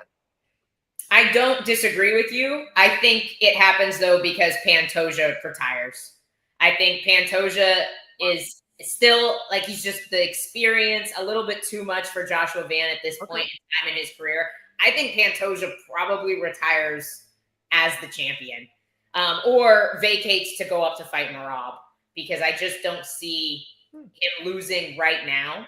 But I absolutely think Joshua Van is ready to be a UFC champion. I just don't think he can beat Pantoja right now. I could see maybe him and Moreno fighting for a vacant belt in the next year or so. I can see that. Or a couple. Just saying that, the Moreno Van fight. Whew. What a fight. Amazing. That'd be fun. All right, the bantamweight champion. I don't know if this is an obvious one, but I don't see Corey Sandhagen beating Merab. I think Merab is the best bantamweight fighter ever, and I think there needs to be some time. But I do think someone who has won rounds against Merab will get the job done when he's in his prime. Maybe Merab is out of his prime. I think the next bantamweight champion will be Umar Nurmagomedov. I 100% agree with you. Okay, there we go. That's where we're headed. Yeah. The next featherweight champion, to me, there's only one correct answer on this show. The undefeated, unbeatable Mosar will be the next featherweight UFC champion. Okay, I get to go first next time because now we're just answering the same thing. No, 100%. 100%. Mosar beats Aaron Pico. The UFC can no longer deny him the title shot. Volk has already said he wants to fight Mosar. He thinks he's the most deserving. It has to happen. I think we all agree here. Okay, lightweight, L, take it away. All right. The next, so let's see. We got Ilya right now. We have no proper number one contender because this weight class is wild right now. Who defeats Ilya is the question. See, I said the next one, but I wasn't ready to go. So now I'm just stalling as I say, as I'm Let me give you mine? I have mine. Go ahead. Give me yours. The next lightweight champion of the UFC. No, don't go because I know what it's going to be. And then it's going to make me look bad. Yes, it's Grant Dawson, people. How could you not say Grant right away? You're stalling. None of these guys can beat Ilya. No one's on his level. I'm thinking maybe Ilya goes up. Maybe Arman and somebody else fight. Maybe Arman and Grant have to fight for the vacant UFC title. I can see because Ilya loves to go up to the next weight class before he fights everybody in his division. So who knows? Maybe he'll be at 170 fighting Islam. I saw comments that I want to say that he said that he was thinking about that as well. Yeah. He has. If Ilya does do that, guys, like it's over. Like it's this best of all time thing. Like we can just be like, we never have to have that debate or conversation. If this featherweight, after beating Volkanovski and Max Holloway, the two greatest ever, like the two best, and then moves up to lightweight. If this man moves up to welterweight and defeat Islam, like who a lot of us think is the pound for pound best of the last 5-7 years, it's over. Ilya Topuria just wins everything. Like it will be dumb at that point. It's over. So no, I 100% agree. Like I don't think how many triple champions in UFC. Obviously, we've got triple C, but that's different. Yeah. the Olympic gold medal as well. No, that would be absolutely unreal. But like, I'm trying to figure out how this plays out. I think, yeah, maybe, he beats, they have him fight Patty for some weird, and then he decides, I'm going to go up to 170 to fight Islam or JDM or whoever. And then the vacant belt, Arman and Grant. Okay. Who's the next UFC men's welterweight champion now? The next, I think it might be Sean Brady. That's a good one. I see JDM beating Islam. I'm not saying he will. I'm just saying I can see it, and I'm leaning that way just for how well he fought Bilal. But I can't see him beating Sean. I think Sean Brady's going to get it done. Okay, that's a good answer. Yeah, I like that we disagree. It's Islam Makhachev. I've never seen the guy lose. Don't know if he knows how to. I think he's the best fighter in the world right now. Perfect weight. I think at welterweight he won't be small either. I got Islam defeating JDM. He's the next welterweight champion. Yeah, I'm like, I guess my thought process, I feel like if JDM beats Islam, then he definitely beats Brady. I'm like, just they're very similar styles, I'm like, I feel like if he can handle one, then it's like the second, like. Good point, Judge. Great point, Judge. Great point. I think they differ in a lot of styles. I feel like there's a lot of asterisks for Islam as well that I think we tend to forget about. The fact that 2 of his title defenses are against featherweights, one of which was an incredibly close fight, the other of which was on incredibly short notice. I just, when I watch the Dustin fight back, and I see, especially when I watch the Dustin fight compared to the Dustin fight versus Khabib, I don't see the same level of dominance. And I think a lot of people lose to Islam before they get in the cage, and I do not think Jack Della Maddalena will do that. That dude has a steel trap for a mind. Like, he is one of the most mentally tough guys. I don't know. I'm just saying. I think they're different fighters. I think he and Brady are very different fighters. It's fine. And Al, I'm happy you said this. And if G don't mind, I'm going to kind of sphere this into a real quick thing. I've never understood that or debate or thrown that out there. If Khabib kept on fighting, I think sooner or later he wouldn't have looked that dominant. I think he retired early before his dominance ended. And so you think Islam, and I think starting to lose a step is what you're saying. No, I think Islam is a different fighter. I think they're different styles. I think, you ready? I think Ilya is more dominant than Islam. Islam's kind of, to me, grimy. I don't think I'm not saying he doesn't want to get punched. I'm not saying that this is going to come off for.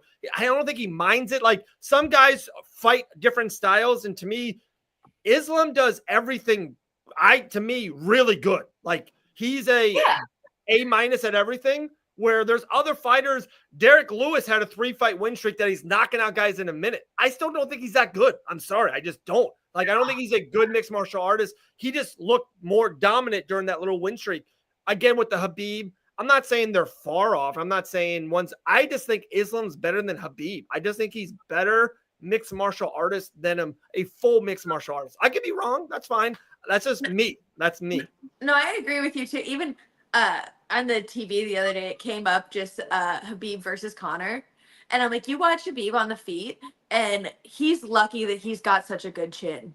Like, he doesn't have the cleanest striking. He doesn't look the best defensively. I'm like, where Islam does look a little bit more cleaner, a little bit more precise on his feet. Yeah. Yeah. So as a mixed martial artist, I would definitely give it to Islam versus Khabib is just a power force of a wrestler, then has a monster of a chin, where it's like, I remember watching Khabib fight Gaethje. He got cracked sometimes and just keeps walking forward. And that's, I feel like, what made him so dangerous, because he could keep on walking forward and push you up against the cage. And it didn't matter because he had such a solid chin. No, I don't disagree with what you guys are saying. I see Islam as maybe more well-rounded than Khabib. But the cornerstone of Islam's game is his grappling. And I think seeing Dustin hit switches on him, get back to his feet, a 45er getting back to his feet consistently, I think that looks a little bit different when you have a guy like Jack Della Maddalena. That's all I'm saying. Well, when we see Brady take people down, not a lot of people getting up. No, I agree. And L, one thing I agree with that statement for sure. The one thing you said it twice now, dude. Alexander Volkanovski, yes, he's a 145er for sure. I'll give you that when you say it like that. But I think you have a negative. He is, if not the greatest 145er ever, fighting in his home country. Only 10 pounds up. It's the tightest weight division, 145, 155. Volkan, and that was maybe prime Volk. Volk is so good. Like, I think we had an argument. Volkanovski is amazing. And that was, he beat him twice. The second time he didn't knock him out clean. Jack was world class too. And Volk was getting older. Jack is 28 years old. Like, I feel like you guys are discounting the age disparity too, of the fact that Jack is going through this part of his career. Sure. No. Where he is going to probably improve the most over the next like 2 to 3 years. And then he's going to be in his prime. The dude's and he's the champ now. He gets that champ kind of like air to him. No, I agree. I know. I'm not discounting Islam. The dude's goated for sure. I think his number might be up. That's all. Okay. I respect it. I respect it. 1,000 make fights. Middleweight, light heavyweight, and heavyweight left. The next middleweight champion, El, would you want to go first? You want me to? You go ahead. Next middleweight champion, they fight in 9 weeks from now. I think I just got to go there. I actually am not picking him, but just for this game, I'm going to pick Kazmat Chimaev to be the next middleweight champion. I actually think DDP will win that fight as well. I do too, I think. But my issue, I don't know that anybody beats DDP. Right? Champion forever.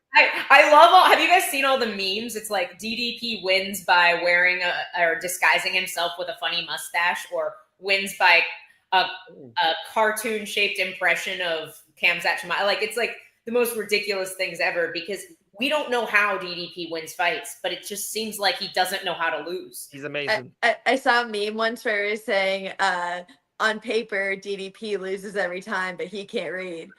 Oh, yeah. We got that one. 100%.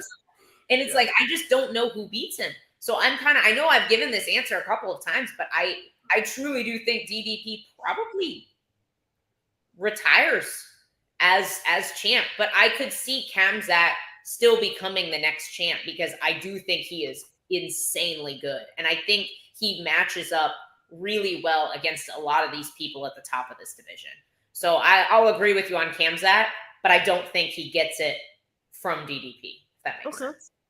I respect that. The next light heavyweight champion is? The next 205 champion? I don't think Alex Pereira can beat Ankalaev. I just don't. And like this is the issue, right, with where everybody's at right now. So there's a lot of rematches happening. And I think the fight goes the same the second time, to be honest. So I don't know who beats him either. It's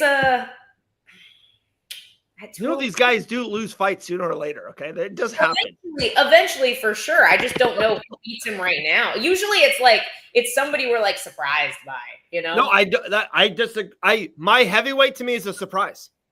Your heavyweight is? Yeah. Honestly, mine's not. If it goes along with what you you're gonna go there.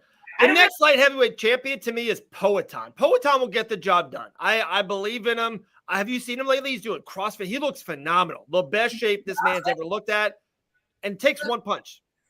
The MMA fighter does less MMA and starts doing CrossFit. That's the deal breaker for Dave. That's what wins him the belt, is CrossFit. The guy looks in shape. I was on him because he was flying around the country going to every UFC event. I feel now he's legitimately working out. I've seen people look in shape a lot and not necessarily do great or get knocked the fuck out. So I don't think it necessarily matters. And for someone like me, who I haven't lifted a weight, done CrossFit, done any type of strength and conditioning in probably at least 5 years plus. So don't think that's an attribute that it takes to win fights. And not to mention too, I feel like it's not like Alex lost the fight because he got tired. You know, I don't think that was the issue. He wasn't gassed. He couldn't pull the trigger because he didn't want to get taken down. And I think if he pulls the trigger, he could knock Ankalaev out, but he also could get taken down. And so it's all, if I'm erring on, okay, I'm either betting on the guy who has to get the knockout or the guy who, if he avoids getting knocked out, almost definitely wins, I'm probably going with fighter B. Yeah. You know? So it's like, I don't know who's beating him right now. You know what? I'm gonna say Dominic Reyes is gonna just come back and tear through this division and give us the champion that we need. There we go, L. There we go. That's the L Dawson we know and love. There we go. Dominic Reyes for L Dawson. Last one. Who will be the next heavyweight world champion? Right now, the champion is Tom Aspinall. That is the undisputed heavyweight champion. L, who do you have as the heavyweight champion next? If this is enough, if this White House lawn fight happens, I'm going to take the GOAT. I'm going to take John Jones to come back and win the belt. I love Tom Aspinall, and I think he has the best chance of anybody of beating John Jones. But John Jones is the greatest of all time for a reason. And I think if he takes this seriously and this is enough to light a fire under his ass, I think he gets it done. That's a good answer. That's a good answer. The fighter 2024 was Poatan. The next light heavyweight champion is Poatan. The next heavyweight champion is Poatan. It's his world, folks. We are just living in it. I have Alex Poatan Pereira winning the light heavyweight championship, moving up, making a mega fight with Tom Aspinall, defeating Aspinall. I have Poatan winning the world heavyweight championship next. So it's all that CrossFit, man. All that CrossFit. I got to defend to myself in the comment section here. Guys, you're missing what I'm saying. I'm not saying he didn't defend the shots, but he also didn't extend at all, so there was nothing to shoot on. His whole game was, I'm not going to do anything so that I can defend all the takedowns. And that's what I'm saying. If he pulls the trigger and he throws and steps into it, he's more likely to be taken down. That's all. For sure. My next champions, I got Gillian, Whaley, Pena, Van, Umar, Mosarf, Grant, Islam, Chimaev, Poatan. That's a good list. That's a lot of Poatan here. Poatan. I don't even remember what my list was. I know Gia was on there and Grant's on there. There you go. Those are two good ones. Because I got plus 50 for her list. What's your list, G? I'm the scorekeeper, man. Is there a guy or a girl that you're like, I feel super confident within the next year, 2 or 3 years, yeah, this person will be world champion? Well, I think Gillian Robertson is the girl I'm confident in. Me too. Us too. For guys, I do think that Brady has a good shot up there. Okay. Brady's a good one. Yeah. Yeah, I guess any of the fighting nerds, does Kaio or Gene Silva, Ruffy, does any of those guys have a shot? Van, Corey Sandhagen, Cyril Gahn is probably going to be the next heavyweight contender. Does any of those guys really do it for you? I don't think so. That Jean Silva Diego Lopez fight, I think, is super interesting. So fun. I'm super excited for that one, but that was the only name that kind of sticks out a little bit. I think, I guess the fighting nerds in general. I think Rufy and John Silva out of that group would probably be most likely to find opportunities. But that being said, I think John Silva is the one that I kind of could see maybe shining a little bit more over the next year. I like that. Look at that, John Silva. He is a superstar. He really is. That guy's good. Let me show one more picture for G, and then we'll let her go. We've been doing this for 4 days now. G, we are getting in our feelings. I don't know if you've seen this on our platforms. We are 10 days away from the last dance, Gillian. It's happening. Dustin Poirier, UFC 318. We are 10 days away. How are you feeling right now about this? Where are you at emotionally? So I don't know. I've had that it's like a UFC channel, I guess, playing all the time. And I literally, just before I hopped on here, had Dustin Poirier and Dan Hooker on. Oh. And I'm like, what a fight, so man. Good. Absolute war from top to bottom. It was just, it's an end of an era, with having Dustin retired. Just so many, he's always guaranteed to be in a banger. For sure. It's funny you say that because if John is kind of really maybe done or one more, whatever, but like Jose Aldo just retired, Dustin's walking away. I feel like Jose of the lower weight guys, one of the GOATs, right? Dustin, one of the fun GOATs. I think soon Gaethje and Max will be gone in the next year or two most. Like it really is this passing of the era. Dominic Cruz just retired. Yeah, Dominic Cruz, one of the bantamweight GOATs. Unbelievable. All right. Well, last one for G. We're letting her go. Who would Gillian want to fight for a woman's BMF belt? I know she said it'd be the only reason she unretired, but Joanna, I feel like there's nobody who can be considered the BMF in women's MMA like her. So I'm like, if there's anybody I would want to fight for it, it would be her. That's how you end a segment. One of the best answers Gillian has ever gave on this show. It's the correct answer. Gillian receives 420 points. She is the winner of this show. There you go. Everything. Gillian wins. 420 specifically. There you go. You know, I'm the second best host in the business. So there you go, guys. Gillian the Savage Robertson, looking sun-kissed, looking amazing. Hopefully she had a great July 4th. We'll see you next week. Yeah, crazy week. Going to be UFC 318 week. G, we appreciate you. We'll see you soon. I'll see you guys. Bye. The Savage Robertson. That was a good game. I don't know what people were talking about. That was a great game. I feel like I was less prepared than I thought I was.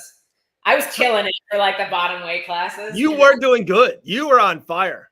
Because I avoid watching heavyweight fights, I think.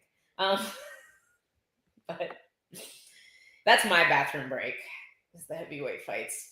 I'm just kidding. Really? Not a heavyweight guy, huh? Girl? Not a heavyweight girl? It's at its worst right now. It really is. That is true. And it sucks because we have such a great athlete in Tom Aspinall, but it's just like, I will say that fight from, what was it, 2 weeks ago that opened the card, was it Janice and yeah. That was a fun fight. That was a fun fight. But that dude, the dude that fought Janice, looks like he came out of the 2002 UFC era. Like, what a great era that was. What a great era. What a great era. This is where this guy belongs. That's why it was a fun fight. Yeah, very true. And like, I know I'm the opposite of this, Al. I don't know if you are or not. I think it's good for division. If Tom Aspinall run through's gone, Volkov, just say John never comes back, runs through Volkov, runs through Almeida. I think that's good for like other people will emerge. I think it's good for the division to have a dominant champion because I think it just shines light on how great Tom Aspinall is. And it's just like, it's one of those things. I think it's good. If Tom Aspinall wins 4 fights in a row, I think it's good. I think that USADA killed the heavyweight division. Just that era of heavyweight was Dos Santos, Kane, Cain Velasquez, Overeem, Randleman, Brock Lesnar, Frank Mir, Big Roy Nelson, Brendan Schaub, freaking Bigfoot Silva, like Bigfoot, Nogueira. Era, no, that's what I said. Big Nog, like it just, it was just a different time. I'm telling you, it's all the specimens are playing in the NFL. Yeah, we need them to come over to make heavyweight great again. So we need the UFC needs to start a program where they just they go in and it's like, hey, you're probably not going to succeed at football, but you could totally be a UFC champion. You just go pull the guys that are maybe are only going to play 2 seasons in the NFL and get them to come to the UFC. It's really actually not a bad idea. Like those fringe guys, and be like, the UFC, they're $1 billion organization. Here's $200,000. Come train here at the UFC PI for a year. Get better, just monsters. That's what we need. Love Tell you, it. gotta kill the heavyweight division. Say it again. I missed it. You gotta kill the heavyweight division. I know, that is so true, dude. That's a T-shirt. Old school Alistair Overeem. What a unit! Oh, what a unit! Unbelievable, dude. I think your crop top will be ready tomorrow. I heard. I got a phone call. Oh, we're on. Can I rip the sleeves off? Because now I'm feeling really good about. Dude, it is. I think it's a sleeveless one. I don't. To me, the lady. Dude, I'm a 40-year-old man. I don't know. My girls are girls, like they're 5-year-olds, so I don't know what crop tops are. So she like sent me a picture, and I was to me it's very beachy. Like it's almost like a spaghetti string. Look at that term, like kind of like that. It's very.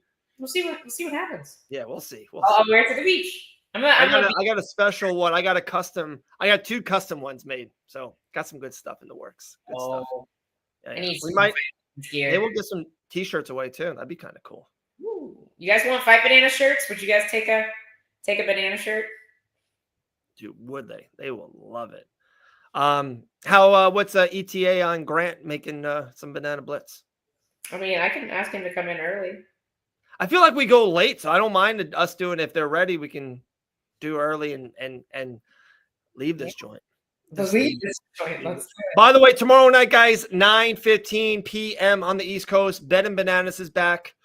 It's good. It's a very bettable card tomorrow night. I mean, Saturday night, UFC Nashville. I agree. I think there's a lot of good props, especially. Yeah, I agree. Good unders. I think this is a very bettable card. If you have one, I'll send it my way. I'll use it as my pick and not give you any credit. I don't have anything off the top of my head except for the under on Garcia versus Tater, but under really? Is it 1.5 or 2.5? Because that makes a difference. I do see under 2.5 rounds for that. Grant, what's his name right now? What's his name? I will drive down to South Florida and have your back. What's his name, Grant? I mean, if he could take me, he could probably take you. Is that one, Chris?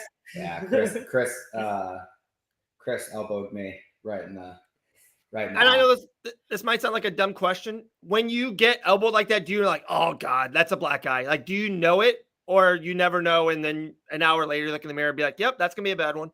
Well, it's funny. Like, so I took him down, and really the first takedown that I had gotten all around, and I'm sitting in his half guard, and he's posting his elbow on me, and I'm just thinking like, man, just don't get up. Just please stay down. Please stay down. And he's posting on my face, and his hand slips off of my face, and I run right into his elbow, and instantly just like a little knot right there. I get like, it's like bumping up over this eye. I can barely see out of this eye, but my head touches the mat, which means I've like really secured this takedown, and I know where I'm going next. And I was like, fair trade. He doesn't get back up, but I'm gonna have a black eye. That I'm cool with that. I'm cool with that. Unbelievable. I'm not gonna. L did it. I wasn't. Stop doing it. You know, it was L. He keeps telling everybody at the gym that he said he didn't like my cooking, and I threw a water bottle at him. But that's a ridiculous story because my cooking is delicious. So right, you all know the game sucks. I've asked this to every guest so far, so we'll do it real quick. Banana Blitz, literally in 30 seconds. But I will say one thing. Grant, we're 10 days away from the last dance. It's happening. Where are you at? Is it just another day of the office, or you don't have a big enough heart like I do? Every night I'm sleeping a little bit less and less. I know this is happening, Grant. 10 days away. Dustin Poirier's last fight. Yeah. There are things that I'm certain about in life. You know, I'm certain that Jesus is coming back.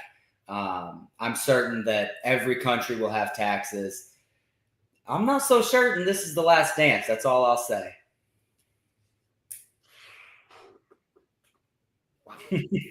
Mind blown. And he refuses to acknowledge the great Grant Dawson. And he says, last dance, never again. I'm putting it down. There's no amount of money. And I keep saying, Ilia Topuria is a good boxer. These people just will not let this poor man retire. Dude, he has a beautiful young daughter. He's made so much money. But yeah, if the UFC offers him $10 million to fight Ilia, he'll do it. He will do it. Crazy. All right, here we go. Hold on. Okay. Who has a better story if Dustin Poirier wins the BMF and then gets offered $10 million to fight Ilia on 4 weeks' notice and is the one man to knock out Ilia, finally win the belt, the undisputed belt, and ride off into the sunset? Like if you made a movie, we'd walk out of the theater because you'd be like, this is BS. There's no way. That's not a real movie. This isn't, like this is fiction. Yeah. You see what I'm saying? Like, I agree. No, I agree. There's something about, and you said it right there. Like, I think us in the combat, especially combat sports, especially boxing, I would say boxing over the UFC, but what Jose just did, and John makes fun of it, and Connor said he's retired 10 times. There's just something I would be I think Dustin is the guy, like, guys, this is my last dance. It's in New Orleans. It's at home. I'm going to kiss my wife. I'm going to walk with my daughter away from the octagon. It's something so fitting about it that it is really, truly his last dance, that it's perfect. I don't know. You know what I mean? I agree with you, dude. If you're asking me, a Dustin guy, would I want Ilya Topuria champion or Dustin? It'd be the greatest, my favorite win, second favorite win ever, than you defeating Joe Selecki, Rest in peace, Joe. Rest in peace. Rest in peace. But, win of mine? Is that what? Me beating Joe Selecki a big win? This is the first name. Oh, no, I love that win by you. It was the Poirier pay-per-view. I don't know. I love that. It's one of my favorite wins for you. I know you weren't happy with the 2, and I think I like it more because of that. I love that win. I really do. Does he have an issue with Joe Selecki? I don't know. Do you have an issue with Joe Selecki? He was mean to me because of you, so I'm anti-Joe Selecki. Is that okay?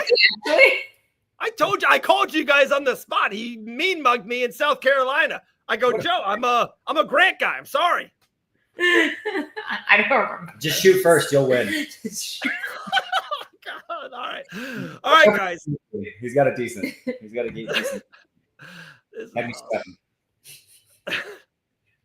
Look at that. I thought Selecki would be a prospect of lightweight. Grant demolished. And look at this. The anti-Joe Selecki shot. I didn't know it existed. The Fight Bananas community is strong. You don't like one of us. You don't like all of us. There you go. That's very true. They know our bias runs deep here. The comments learn quickly from the comment section. If anybody talks smack, they don't last. Yeah. I love our community, L. I love it. All right, here we go, guys. The Banana Blitz. We got 13 minutes away for this show, so we're going to do it. It's UFC Nashville. We're finally back. Had an off week. It makes us want fights so much more.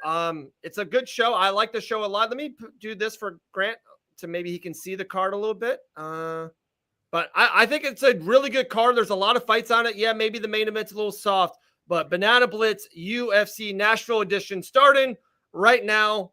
Ladies first. L, what's the most hype fight for the card for you? The most hype fight for me is easy, and that's Calvin Kattar versus Steve Garcia. I'm so excited for this fight. I don't think the main event and the co-main event have quite enough punch to overshadow how exciting this fight is going to be for me. Nice. All right, Grant, most hype fight for you for UFC Nashville? Honestly, that's the correct answer. Okay.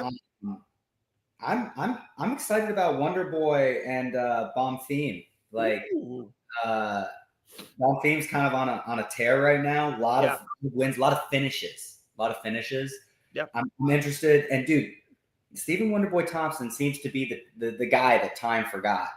So I don't know. I think he's the prospect killer. Yeah, I'm pretty sure he's 51 years old, somewhere around there, and he's still beating guys. So I'm excited about that one.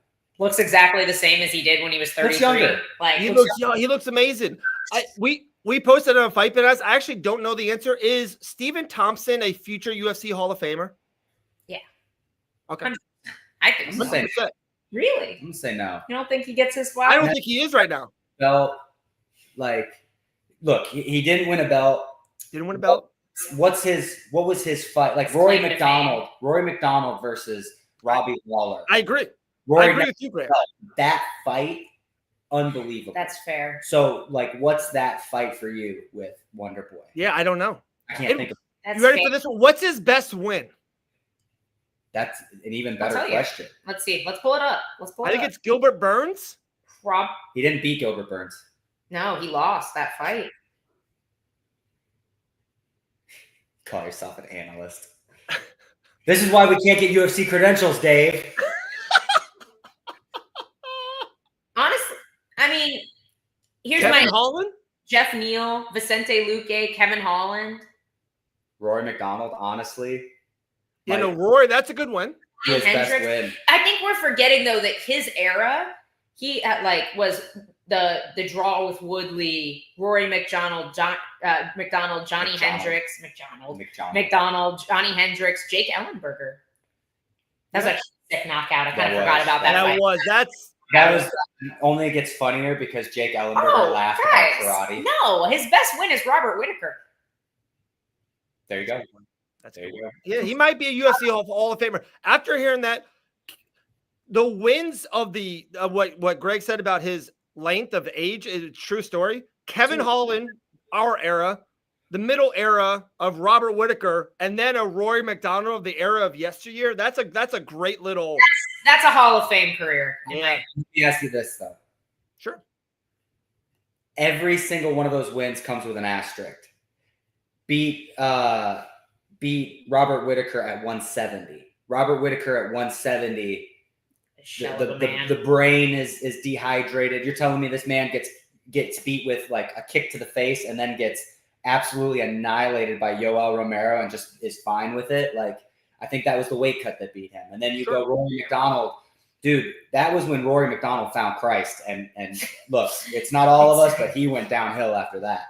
And I'm super happy for him, but I'm just saying, like, what about the Johnny Hendricks knockout? Johnny Hendricks. In 2016, Johnny Hendricks was still post USADA. Post USADA. Yeah. USADA killed heavyweight. Did Johnny Hendricks have a win post USADA? I actually don't know. I don't think he did. I don't think so.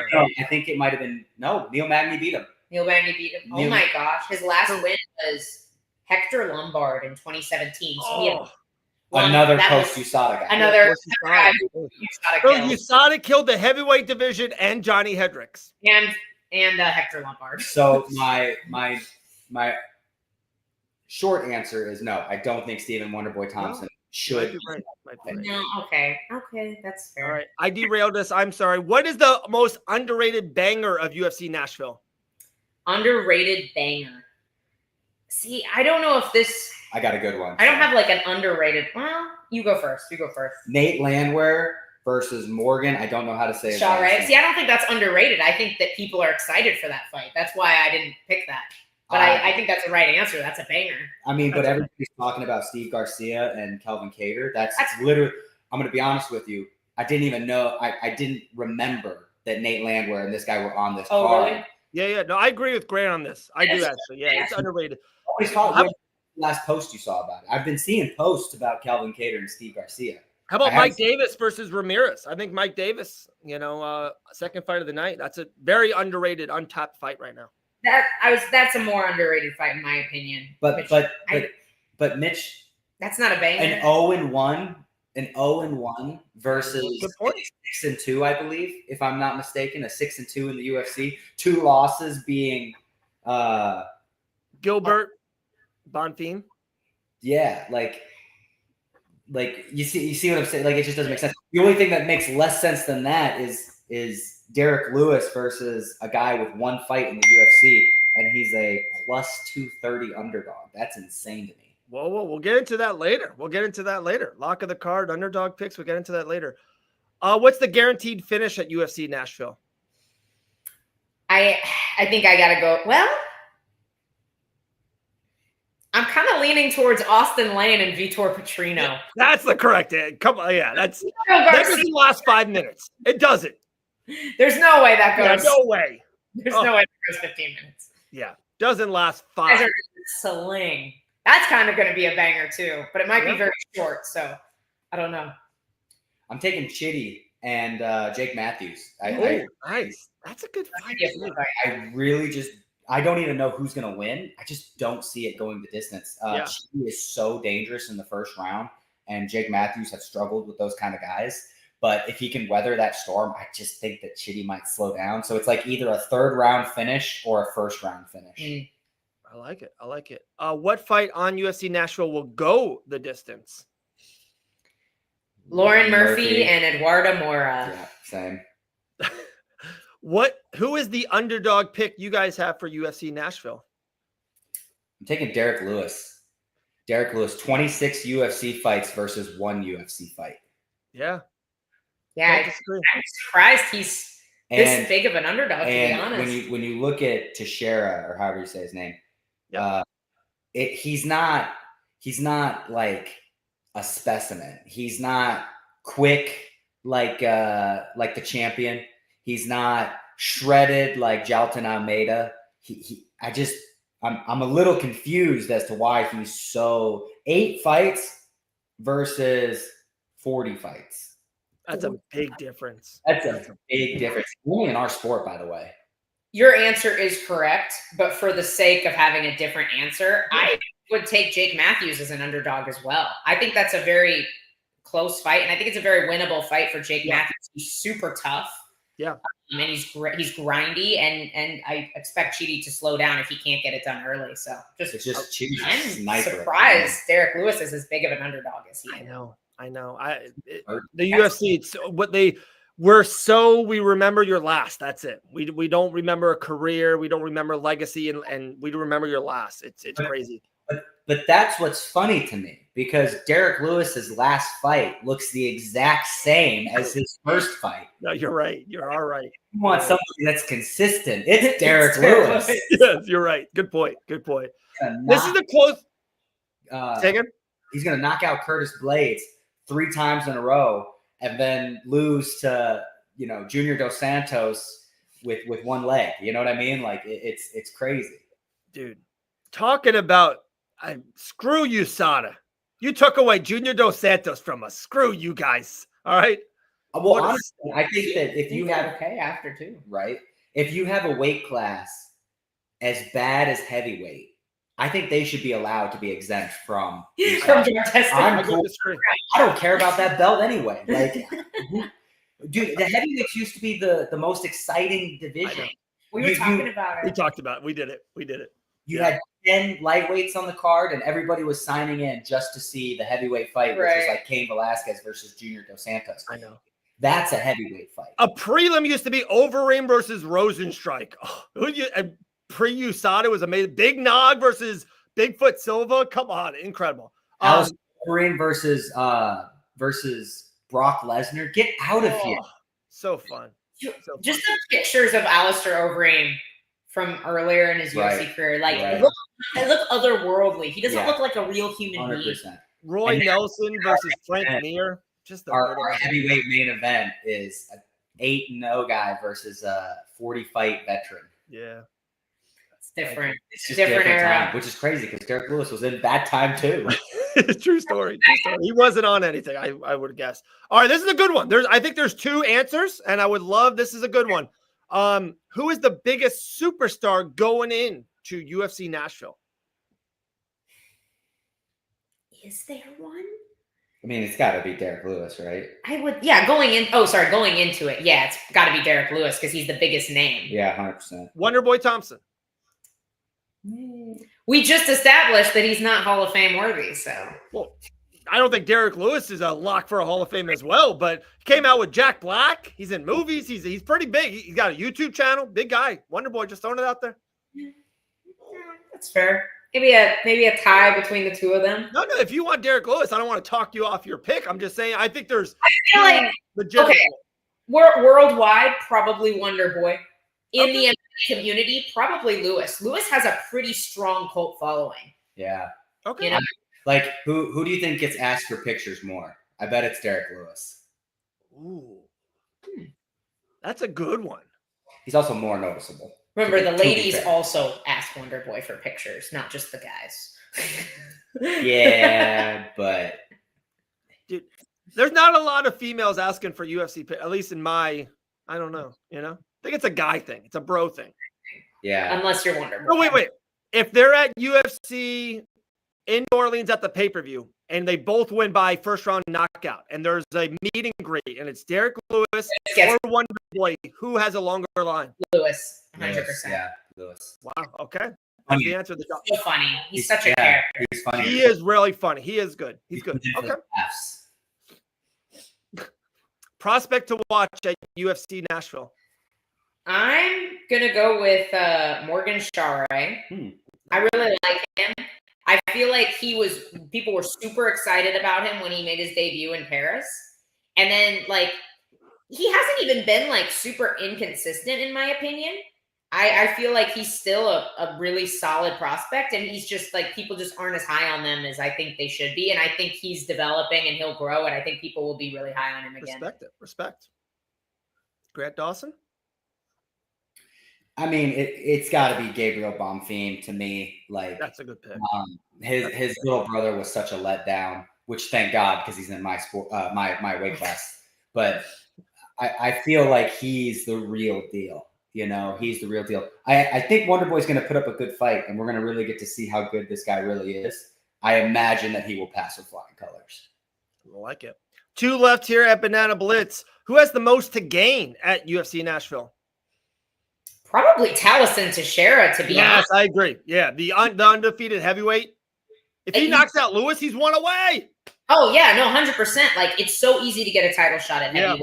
It's so easy to achieve, like move your way up the rankings. I feel like this is an easy path to a title shot for him. Not that Derek Lewis is easy, but if he wins, it's I totally agree with you. Totally agree. I'm gonna say Steve Garcia, and it's not so much of a like I agree with what she's saying about the heavyweight, but if you know we just saw a really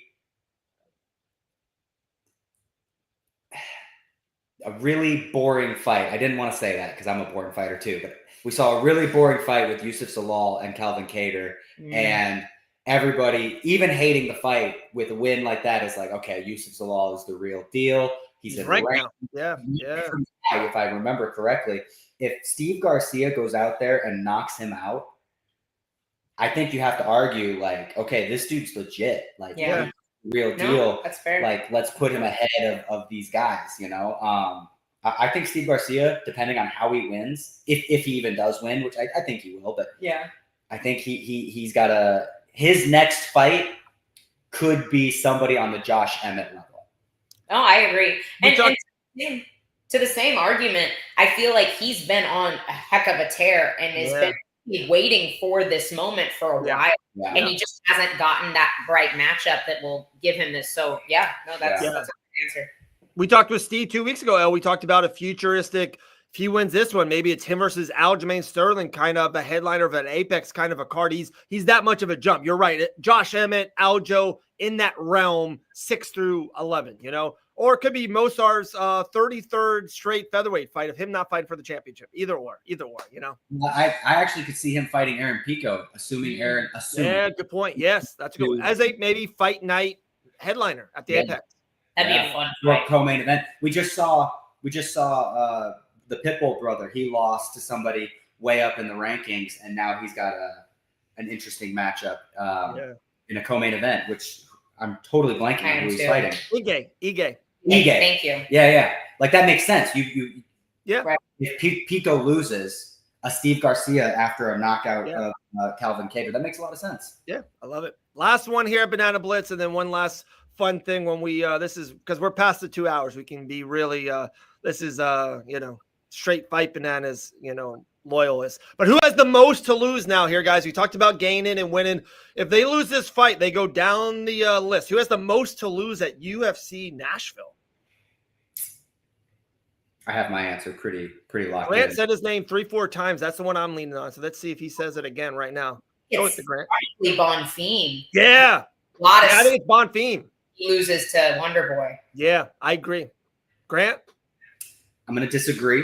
Okay. Just on one, I think he's the second person who has the most to lose. Okay. Just because anything can happen. I got knocked out by Bobby Green, absolutely flatlined, and now the only person who reminds me of that is my dad. So it's like, you have time to recover from this. You have time to come back from this. I think that if Calvin Kattar loses this fight, we'd never see. Nobody talks about Calvin Kattar anymore. I think we never see a Calvin Kattar that is revamped, rejuiced, reinvigorated. We never get to see that. I think he's done. I think he becomes I hate to say this because he just beat me, Bobby Green of featherweight. Hey, we have this prospect. Do you want to get knocked out by him? Sure. I think that's the right answer. Yeah. Wow. Calvin Kattar headlines Game Bred Bare Knuckle in the fall. That's what you're maybe saying if he loses this fight. That's not what I said. Okay. All right. Honestly, it was way worse. Jeez. No, I think that's the right answer. That is, yeah. Bonfim has plenty of time to bounce back. Oh, yeah. And it's like it's such a competitive weight class. And And also Wonder Boy's such a hard puzzle. Sometimes you could be the better fighter, but you just couldn't figure the puzzle out in 15 minutes and you lost. It could just be tough. So Allie's in our house. you gotta go? No, you're no. fine. Oh, okay. All right. No, so that was Banana Blitz. There we go. We are done. No, I just so part of the show, I sent it to you guys late last night. I've been on a stream with millions of people watching. I've been in arenas. Grant was cool enough. Remember that awesome Orlando arena, pretty packed for Game Bread. We're live just shooting. I didn't feel nervous at all. But Sunday, I was doing a little thing for my church, emceeing on a church, 50 people in the building. I was shaking, guys. I was walking, shaking to do this emceeing for the church. It was crazy. It was the most nervous I think I've ever been. Wild. What did you do for your church? He did like the announcements. The MC? Like, I was trying to think of the comparable, like what Dalton does at our church. Well, yeah, because you know those people. You're going to see them again. You're never going to see the people that are watching those 50,000 fans. Yeah. Okay. I'm with you. You throw me in a cage with 50 million people watching. Calm, cool, collected. You put me in front of 10 people and I got to give a speech about weather. Yeah, I'm sorry, guys. Max. Wow, look at this one. Max turned Cater into bare knuckle FC fighter. What a run. Max Holloway. All right, guys, that's it. Banana Blitz, the great Grant Dawson, L. Dawson. What a show today. Shout out to Gillian Robertson. Shout out to Matt Heffner, who I spelled his name a little bit better this time around with L, so she knows exactly where to find him on Topology. We are out. Have a great day, everyone. Wednesday night, 9 p.m., Ben and Bananas. Sunday morning brew, I believe, 10 a.m. with L and G. We'll see everyone next week.